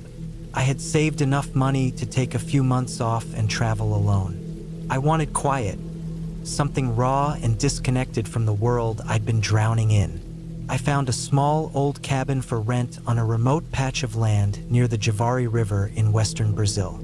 It was built by a man decades ago, someone who'd lived there alone for years before vanishing, according to the locals in the nearest village. The cabin had been empty for a long time, but a fisherman had started maintaining it for visitors. It looked rough in the pictures, wooden walls darkened by years of rain and sun, a tin roof, a single window, and a narrow porch that faced the thick trees. It was exactly what I wanted. When I arrived, the humidity hit me like a wall. The air felt thick and heavy, the kind that clings to your skin no matter how still you stand. The smell of wet soil and plants was everywhere. My dog, Rex, a brown mixed breed with a scar on his back leg, was restless from the long boat ride. He barked a few times as we stepped onto the small patch of clearing in front of the cabin. I dropped my backpack and looked around. The jungle seemed alive, not in the loud way a city is, but in a deep, slow-breathing kind of way. The insects made a steady, high-pitched sound, and something big moved in the distance with a low rustle. Inside, the cabin was smaller than I expected. It had one room with a cot, a small table, and an old stove that looked like it hadn't been used in years. The wooden floor was uneven and soft in places. The air smelled faintly of mildew, dust, and something else I couldn't identify at first, something faintly metallic like rust. I opened the window, letting in a bit of light and heat. For the first 2 days, everything was quiet. I spent most of my time gathering dry wood, boiling water from the river, and writing a few thoughts in a notebook. Rex slept most of the time, but occasionally lifted his head to listen to something moving in the woods. I assumed it was monkeys or wild pigs. The nights were heavy with sound, frogs, insects, and the deep, slow groaning of trees moving with the wind. On the third night, I woke up around midnight to a noise that didn't fit with the others. It wasn't animal or wind. It was a dull thud, like something solid hitting the cabin wall from the outside. Rex's head shot up, ears perked. He didn't bark, which was unusual. He just stared toward the far end of the cabin, breathing fast. I grabbed my flashlight and listened, but after a few seconds, the noise stopped. I told myself it was probably a falling branch or a fruit dropping from a tree. Eventually, I fell back asleep, though not easily. The next morning, I went around the cabin to check. The ground was muddy from light rain overnight, and I saw footprints near the back wall. Bare feet, not animal, human. They were small, maybe the size of a teenager's foot, and led away into the jungle. I stood there for a while, feeling my stomach twist. There were villages miles away, but no one was supposed to be out here. Still, I told myself maybe someone had gotten lost or was passing through. I couldn't shake the unease, though. I spent most of that day near the cabin, trying to keep busy, cutting small branches for firewood. Rex stayed close to me, following every move. He'd look into the woods now and then, his ears twitching. That evening, I noticed a smell again, stronger this time. It came from behind the cabin, carried by the damp air. I followed it and stopped about 20 feet out. It was the same metallic scent I'd caught faintly on the first day, only now it was mixed with something sour, like rot. The ground there sloped slightly down toward a dense patch of trees. I didn't go further that night. I couldn't see much with the light fading, and something in me didn't want to know. The next morning, I went back to that spot. The smell was even worse in daylight. Thick, unmistakable. Death. I forced myself to follow it, pushing through the brush and vines. After about 10 feet, I saw a mound of disturbed soil.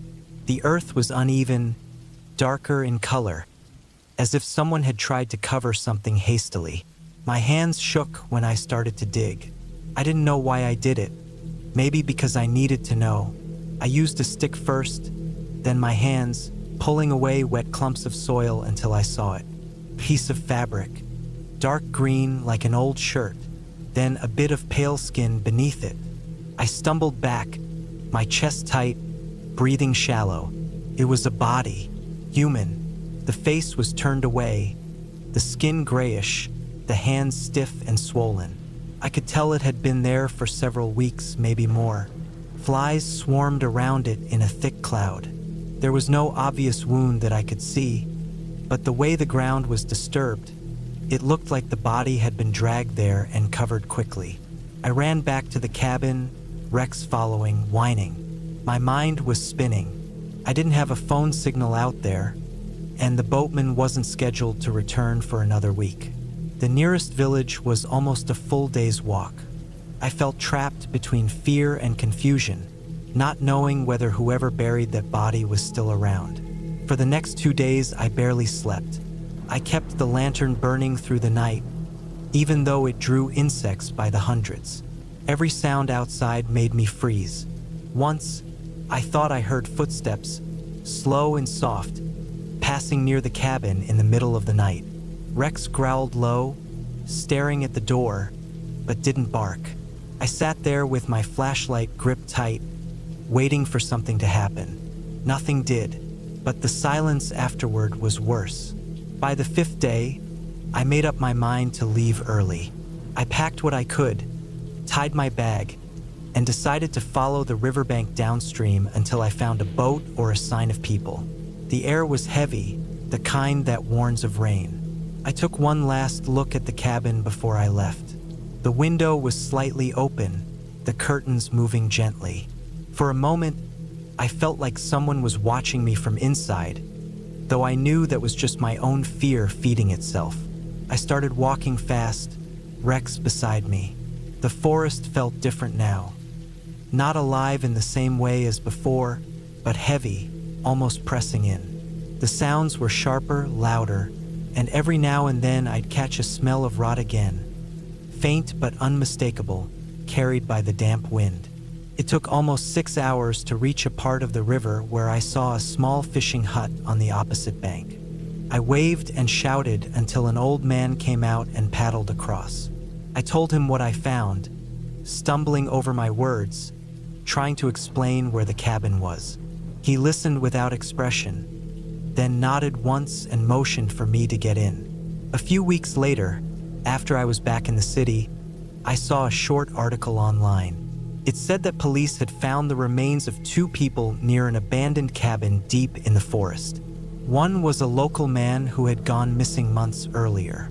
The other, buried close by, hadn't been identified yet. They believed it was a case of murder followed by suicide. The man had killed someone, then himself. They showed a small photo of the cabin. It was mine, the same tilted porch, the same rusted roof. I stared at the picture for a long time.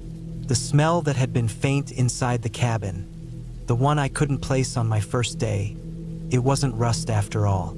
It had been the slow, hidden rot of what was buried just beyond the walls where I slept. Even now, years later, whenever I smell wet soil or hear rain hitting a metal roof, I remember that heavy air, the stillness of that forest, and the way the jungle seemed to hold its breath around that place, like it had been waiting for someone to uncover what it already knew.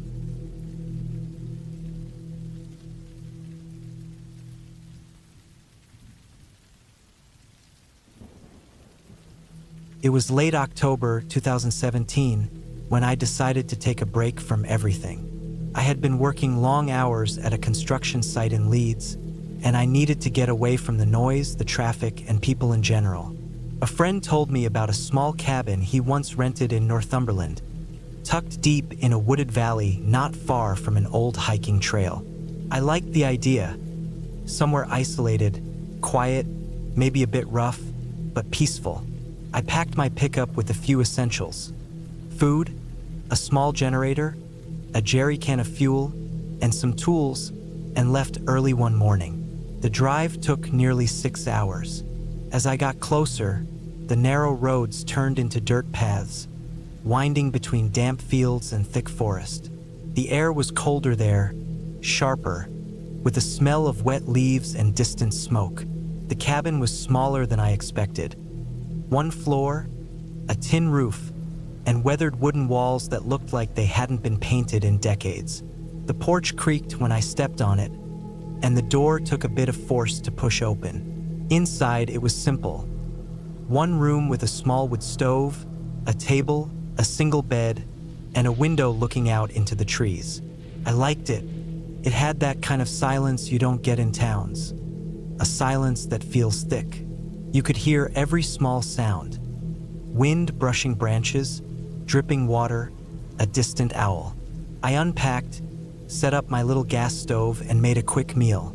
As night fell, the forest went completely black. There were no nearby lights, no houses, no cars. Just the trees pressing against the cabin from every side.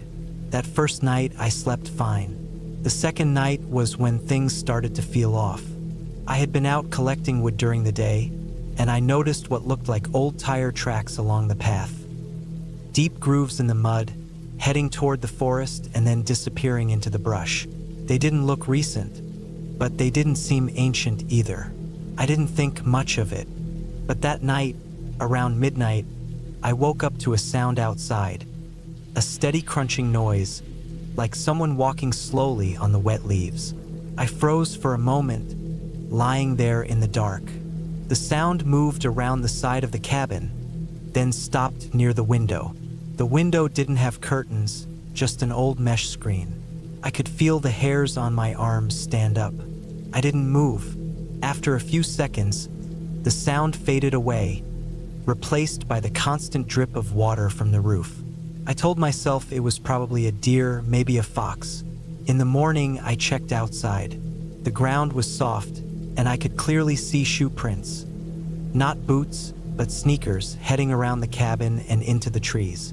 I followed them for about 10 meters before they disappeared into thicker mud. That made me uneasy. There was no reason for anyone to be out there. The nearest town was miles away, and this wasn't some tourist spot. I locked the door that night, even though the old metal latch looked like it could be broken with a kick. I kept my flashlight next to me on the bed. Around 2 in the morning, I heard something again. This time it was closer, slower, like someone dragging their feet through the wet leaves. I sat up, listening. It stopped near the back wall. Then I heard a faint scraping sound, metal against wood. I realized someone was touching the latch from outside. I didn't move. I just sat there, breathing quietly, waiting for it to stop. After maybe 30 seconds, it did. No more sound. I waited another minute before I turned on the flashlight, but when I looked toward the window, the light reflected off something. It looked like part of a face, just a fraction of it. Pale, half covered by dark hair, gone as soon as I moved. I didn't sleep again that night. In the morning, I found footprints again, this time leading right up to the door. Whoever it was had stood there for a long time. The mud was pressed deep into the wood of the step. I looked around the trees but saw nothing. I thought about leaving right then, but I convinced myself I was overreacting. Maybe it was a hiker who got lost. Maybe a local messing around. I decided I'd stay one more night and leave in the morning. That evening, I stacked a bit of wood inside the cabin and built a fire. I shut the windows tight and made sure the latch was secure. The air outside was heavy, like a storm was coming. The sound of wind through the trees made it worse. Around 11, the generator cut out. It ran out of fuel.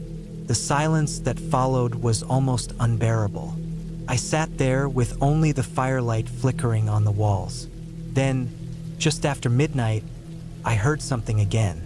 A soft thump, like someone had stepped onto the porch. Then another, then a dragging sound. The floorboards creaked faintly, just like they did when I first arrived. I could hear slow breathing, faint but definitely there, just beyond the wall. I didn't move. I could hear the sound of fingers brushing the window screen. I wanted to yell, but my throat felt locked. It went quiet for a while, and I thought maybe whoever it was had gone. Then I heard something that made my chest tighten. A soft metallic rattle. The latch again. It was shaking slightly, as if being tested. I grabbed my flashlight, stood up, and pointed it toward the door. The beam caught something. A wet mark on the glass, maybe a handprint, sliding down slowly. That was enough. I waited until dawn, barely blinking, listening to every noise outside. When the first bit of gray light came through the window, I opened the door. The porch was wet from rain, and the handprint on the window was real. Muddy streaks ran down the wood, and the footprints were everywhere. Deep, uneven, circling the cabin again and again. Some led into the forest, but they didn't all match. It looked like more than one person had been there. I threw my things into the truck and started the engine. The tires spun for a moment in the mud before catching. I drove fast down the narrow path, glancing at the trees the whole time. I didn't stop until I reached the main road. When I looked back, I saw something that I still think about. In the rearview mirror at the start of the trail, there was an old, dented van parked half behind the trees. I hadn't seen it before. The side door was open slightly. A few days later, after I'd gotten back home, I checked online out of curiosity. There had been reports of people disappearing in that area, hikers mostly, over the last couple of years. One detail stuck out. A few searchers mentioned finding old camp gear and a van abandoned in the woods, matching the description of the one I saw. I don't know who those people were or what they wanted, but I'm certain of one thing. If I hadn't locked that latch, or if I'd fallen asleep that night, they would have come in. I've never gone back to that part of Northumberland. I still sometimes wake up in the middle of the night when I hear wind against the windows, and for a second, I swear I can hear the sound of slow footsteps in the wet leaves. That same dragging sound, moving just outside the walls.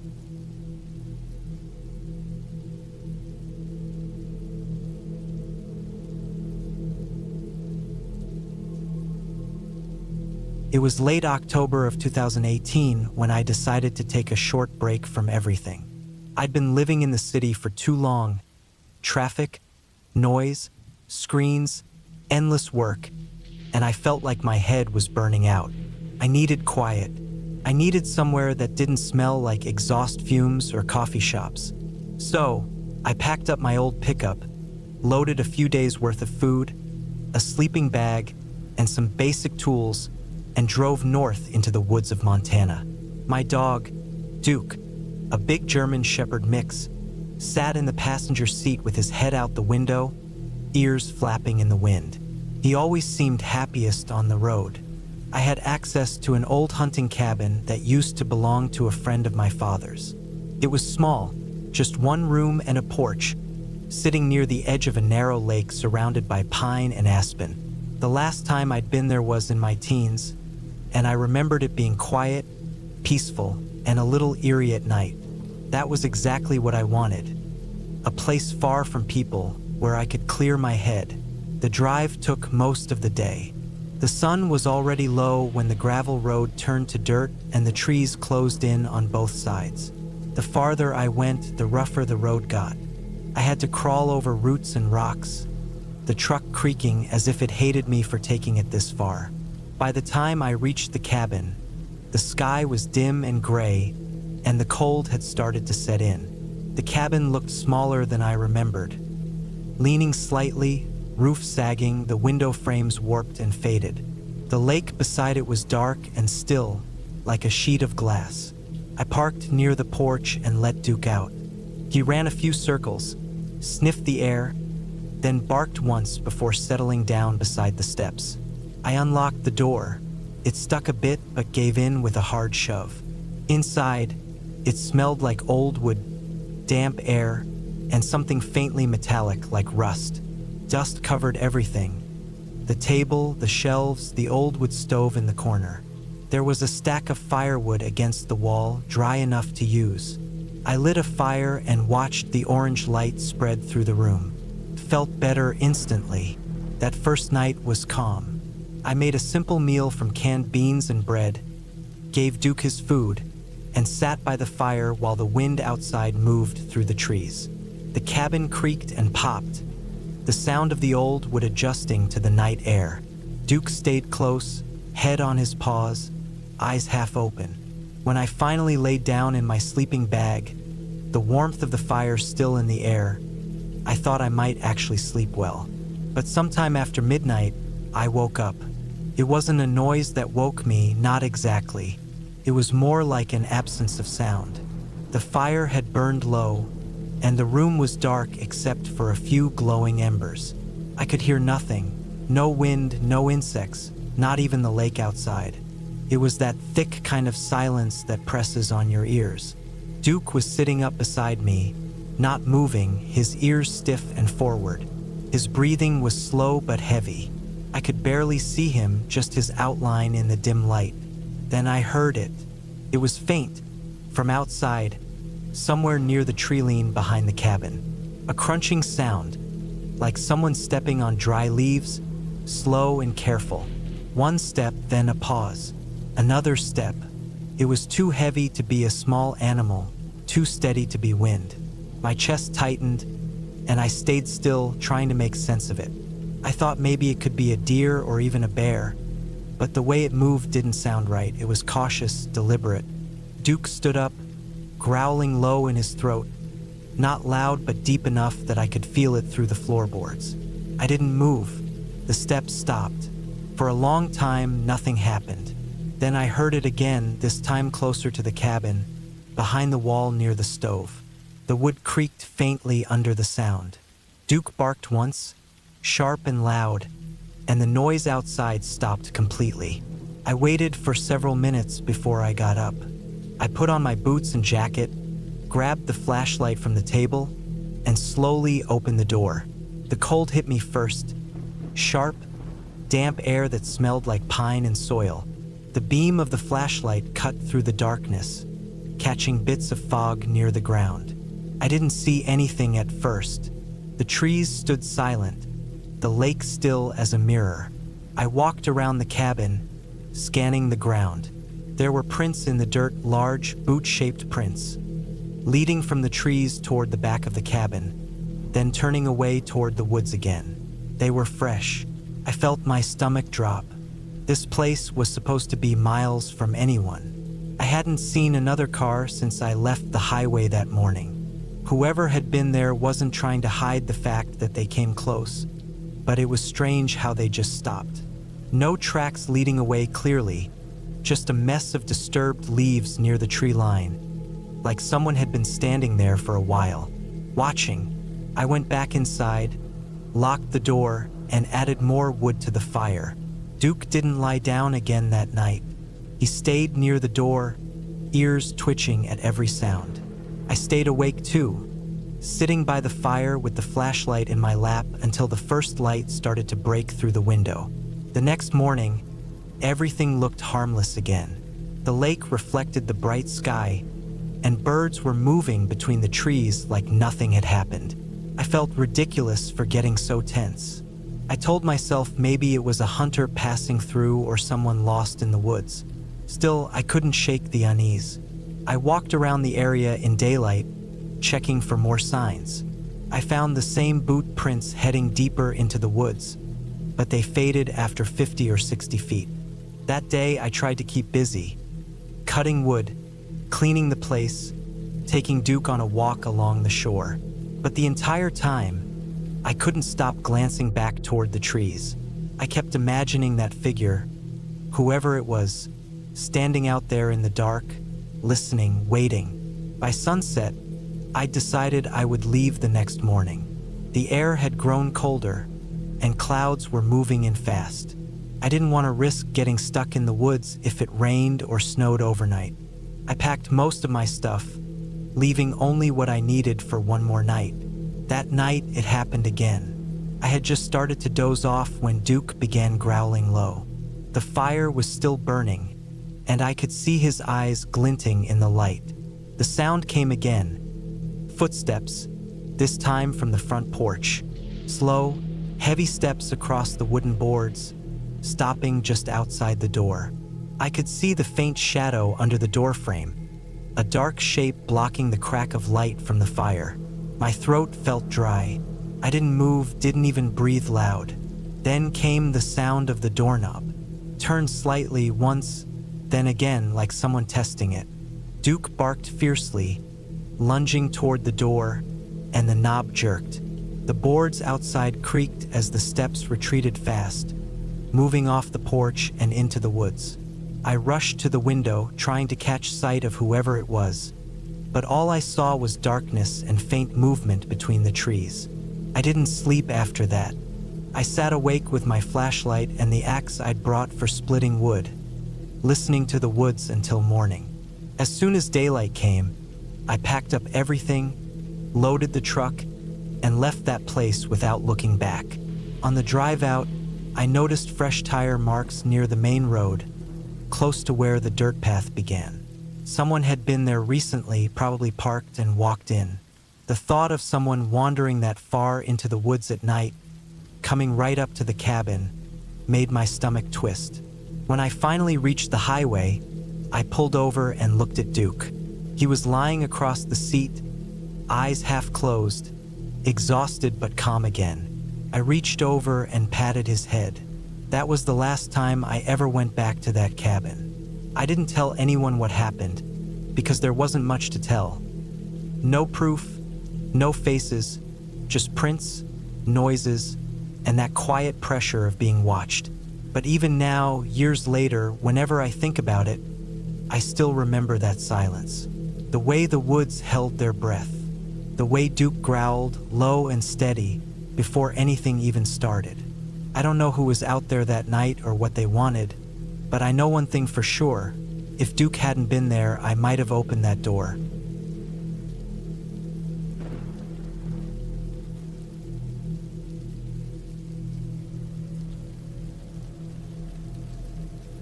It was early October of 2017 when I drove up to a small cabin deep in the Oregon woods, about 40 miles outside of Bend. The cabin wasn't mine. It belonged to a friend from college who said I could use it for a week if I wanted some peace and quiet. I was 31 then, living alone after a messy breakup that left me feeling drained and restless. I just wanted to be somewhere far from people, somewhere quiet where I could think, maybe fish a little, maybe just sit by a fire and not speak to anyone for days. The drive up there was long and slow. The last 15 miles were on a dirt road that looked like it hadn't been used in years. Fallen branches scraped the sides of my truck, and thick trees leaned over the road, almost blocking the sunlight completely. My phone lost signal about halfway there. I didn't think much of it then. I actually liked it, the idea of being cut off from everything. When I finally pulled up to the cabin, it was smaller than I expected. The wood was dark and weathered, the roof sagged a little, and the porch steps creaked under my boots. There was a small generator out back, a stack of chopped wood by the wall, and an old metal chair sitting in front of the door. The windows were dirty but intact, and the air smelled heavy with pine and wet soil. Inside, the place was simple. One small bedroom with a twin bed and a thin mattress, a narrow kitchen with a propane stove, and a living area with an old wood stove and a few dusty bookshelves. The air was stale, like it hadn't been opened in months. I set down my duffel bag, opened a window to let in some fresh air, and started unpacking. By evening, I had a small fire going inside the stove and the cabin had warmed up. I cooked a can of soup and ate it straight from the pot, sitting by the window while watching the trees sway in the wind. The sun dropped behind the ridge around 6:30, and after that, the forest went pitch dark. There were no other houses nearby, no road lights, not even a distant sound of traffic. Just the fire crackling and the faint rustling outside. That first night was quiet, but around midnight, I woke up suddenly. It was cold inside, colder than it should have been with the fire still burning low. My dog, Rex, a brown lab I brought along, was sitting up on the floor beside the bed, staring toward the window. His ears were stiff and he wasn't making a sound. I couldn't see much outside through the dirty glass, but I could tell something had caught his attention. I listened for a while and heard nothing but the wind. Eventually, Rex laid back down, though his breathing stayed tense. The next morning, I went outside and noticed something odd. There were faint footprints in the mud near the side of the cabin. They weren't mine. I had stayed inside since arriving, and they didn't look like animal prints either. They were human, barefoot, and small, maybe the size of a woman's foot. They led around the side of the cabin and disappeared into the trees. I stood there staring at them for a while, trying to figure out if someone had passed through at night. The prints looked fresh, still sharp around the edges. The nearest neighbor was supposedly 10 miles away. I didn't like the idea of someone walking around barefoot out here, especially in the cold. I checked the woods a bit, calling out once or twice even though I knew I shouldn't expect an answer. There was nothing, just trees, silence, and the faint smell of damp leaves. The next few days were mostly uneventful. I spent time chopping wood, reading, hiking short trails, and letting Rex run around near the clearing. But every night, I had the same uneasy feeling. It wasn't noise that woke me, it was the stillness. I'd wake up and realize I couldn't hear the wind or the trees. Just silence so deep it felt like the air itself had stopped moving. Each time, Rex would sit up, ears twitching, his eyes fixed on the same direction, the window that faced the woods. On the fourth night, something changed. I woke up again, maybe around 1 in the morning. The fire was almost out. I got up to throw another log in, and that's when I heard it, a faint, dragging sound coming from behind the cabin. It wasn't steady, more like something being pulled slowly through wet dirt. I froze. Rex stood beside me, low growling rumbling deep in his chest. I moved quietly to the back window and looked out, but it was too dark to see anything. My flashlight was on the kitchen counter. When I turned it on and pointed it through the glass, the beam caught something for just a second, something pale on the ground near the treeline. At first, I thought it was just a rock or a piece of plastic, but it was too smooth. I stared at it, heart pounding, trying to make sense of what I was seeing. Then it moved barely, but it did. A slow twitch. That's when I killed the light. I stood there in the dark, my hand shaking, trying to listen for more movement. After a minute, the sound stopped completely. I didn't sleep after that. I just sat by the door with the axe next to me until morning. When daylight came, I went around the back of the cabin. The ground was torn up like something heavy had been dragged across it. The same barefoot prints were there again, leading from the woods toward the cabin. And near the tree line, I found what I had seen the night before. A piece of cloth, dirty and torn, stuck in a root. It looked like part of a white shirt or dress. I walked further into the trees, maybe 50 yards, and that's when I found it. A body lying face down in the dirt, half covered in leaves. It was a woman. Her hair was tangled with mud and pine needles, and her skin was gray and stiff. She looked like she had been there for days, maybe weeks. The side of her face was swollen, one arm twisted underneath her. I backed away, my stomach turning. I don't remember running back to the cabin, but I must have, because when I came to my senses, I was locking the door and holding the phone, even though there was no signal. I tried turning the generator back on, thinking maybe I could use the radio inside, but it was dead. That's when I realized the gas line was cut. Someone had sliced it clean. I didn't wait around after that. I grabbed what I could, threw it in the truck, and started driving back down the dirt road. My hands were shaking so bad I could barely keep the wheel straight. About 2 miles from the cabin, I saw something on the side of the road. Another car, an old green Subaru, doors open, hood dented, flat tire, and the windshield cracked. There were clothes inside, a purse, and a set of keys. The license plate was from Washington. I didn't stop to look. I just kept driving. It took me nearly 2 hours to reach a signal. When I finally called the sheriff's office, they sent a unit up that way. Later, I found out the woman had been missing for almost 3 weeks.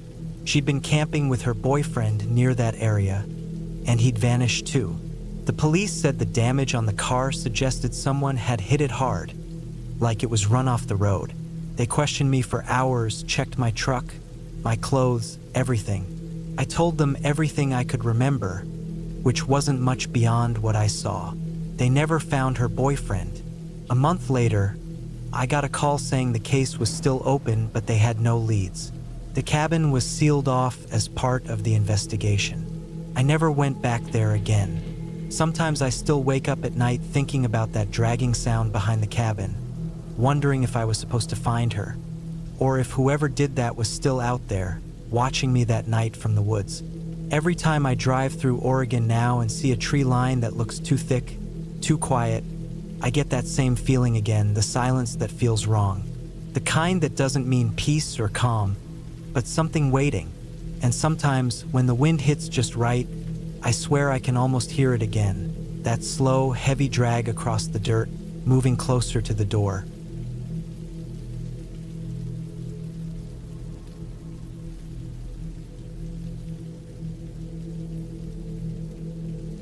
It was late October 2011 when I decided to take a trip alone to a small cabin I had rented in northern Montana. I was 34 then, tired of city noise, and thought a quiet week in the woods might clear my head. The cabin sat deep off a dirt road, about 20 miles from the nearest town, a small place called Barlow Creek. The owner, an older man I had met once when picking up the keys, warned me the area didn't have phone service. I didn't mind. I thought the silence would be good for me. The drive took nearly 5 hours from where I lived.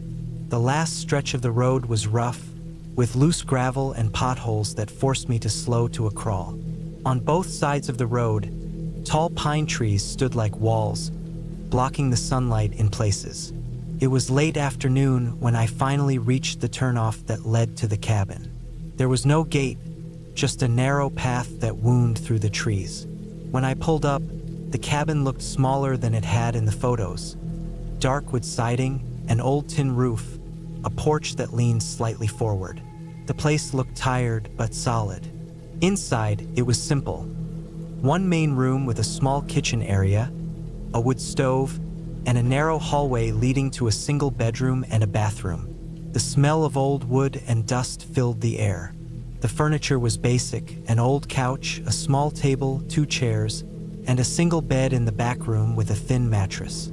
There was a generator outside for electricity and a water pump near the back. It wasn't fancy, but it was quiet, exactly what I wanted. The first night was calm. I made a simple meal, sat outside for a while, and listened to the forest.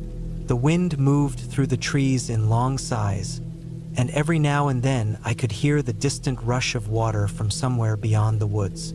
I slept fine that night, though I woke once to what sounded like something moving around outside, probably an animal.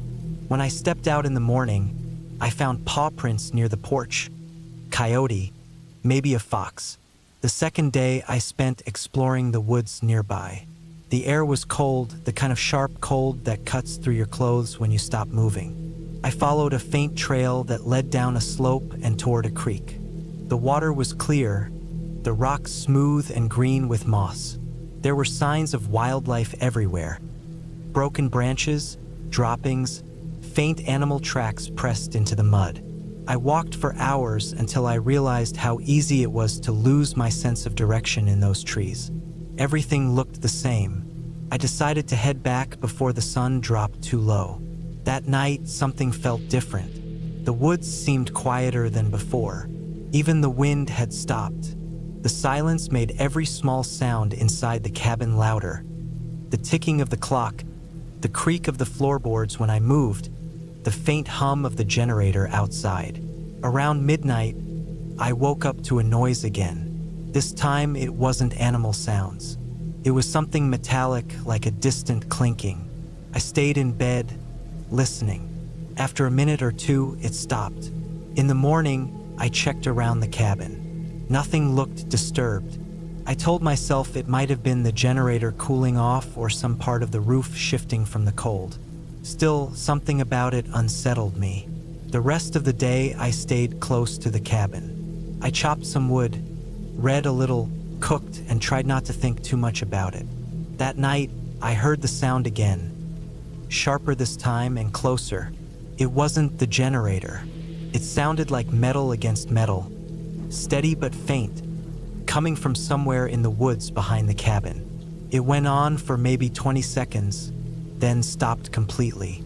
I stayed awake for a long time after that, staring at the dark window, trying to decide if I should go out and check. I didn't. The next morning, I found fresh tracks near the edge of the clearing. They weren't animal. They were boot prints, big ones. They led from the trees to the side of the cabin, stopped near the generator, and then went back into the woods. The ground was soft from a light rain, so the impressions were clear. I felt something twist in my gut. I was miles from anyone. The old man who rented me the place had said nobody lived nearby. The day passed slowly. I tried to convince myself it was a hunter passing through, maybe checking the land. But the more I thought about it, the less sense it made. Hunters didn't walk that close to someone's cabin at night. I made sure the doors and windows were locked and kept the axe I used for firewood near the door. That night was the worst. I barely slept. Every sound outside felt like it was right next to the walls. Around 2 in the morning, I heard something heavy step onto the porch. The boards creaked under the weight. My chest tightened. I could hear breathing, slow, steady breathing just outside the door. Then the sound of something brushing against the doorknob. The metal clicked softly. My heart hammered so hard I could hear the blood in my ears. After what felt like forever, the steps moved away, and I heard them fade into the woods. When the sun came up, I checked again. The boot prints were there, clear on the porch, and they led around the side of the cabin. I followed them for a bit into the woods before they disappeared in the thicker ground cover. I kept scanning the trees, half expecting to see someone standing there. There was no one. I decided I wasn't staying another night. I started packing right away. My hands were shaking, not from cold but from nerves. I loaded everything into the truck, turned off the generator, and went back inside for one last check. That's when I noticed something that made my stomach drop. On the window ledge in the bedroom, pressed into the dust, was the faint outline of a handprint. Not mine. It was larger, the fingers long and smudged, as if someone had leaned in close from outside. I didn't think. I just left. I drove fast down that rough dirt road, the tires slipping on the gravel. I didn't stop until I hit the paved road that led back toward town. I remember my hands gripping the wheel so tight my knuckles went white. When I finally reached Barlow Creek, I pulled into the small gas station and sat there for a long time, trying to calm down. Later, when I returned the keys to the owner, I mentioned the footprints and the handprint just to see his reaction. He didn't seem surprised. He only said that a few cabins in that area had been broken into the year before. Some guy who lived out in the woods, they thought, a drifter or maybe someone hiding out. They never caught him. I drove home that day and never went back to that cabin, not even to pick up the deposit. For weeks after, I'd wake up in the middle of the night thinking I heard footsteps outside my window, even though I was back in the city. Eventually it faded, but every now and then, when I hear metal clinking at night, like a fence chain or a loose latch, I still feel that same cold fear climb up my spine. Sometimes I think about how close he must have been. Standing on that porch, just a few feet away from where I was lying in bed, holding my breath. The thought of that handprint still gets to me. The way it looked pressed into the dust, almost like he had leaned there for a while, watching. I'll never know who he was or what he wanted. But I know this much, he was real. And for those few nights in that quiet Montana cabin, I wasn't as alone as I thought.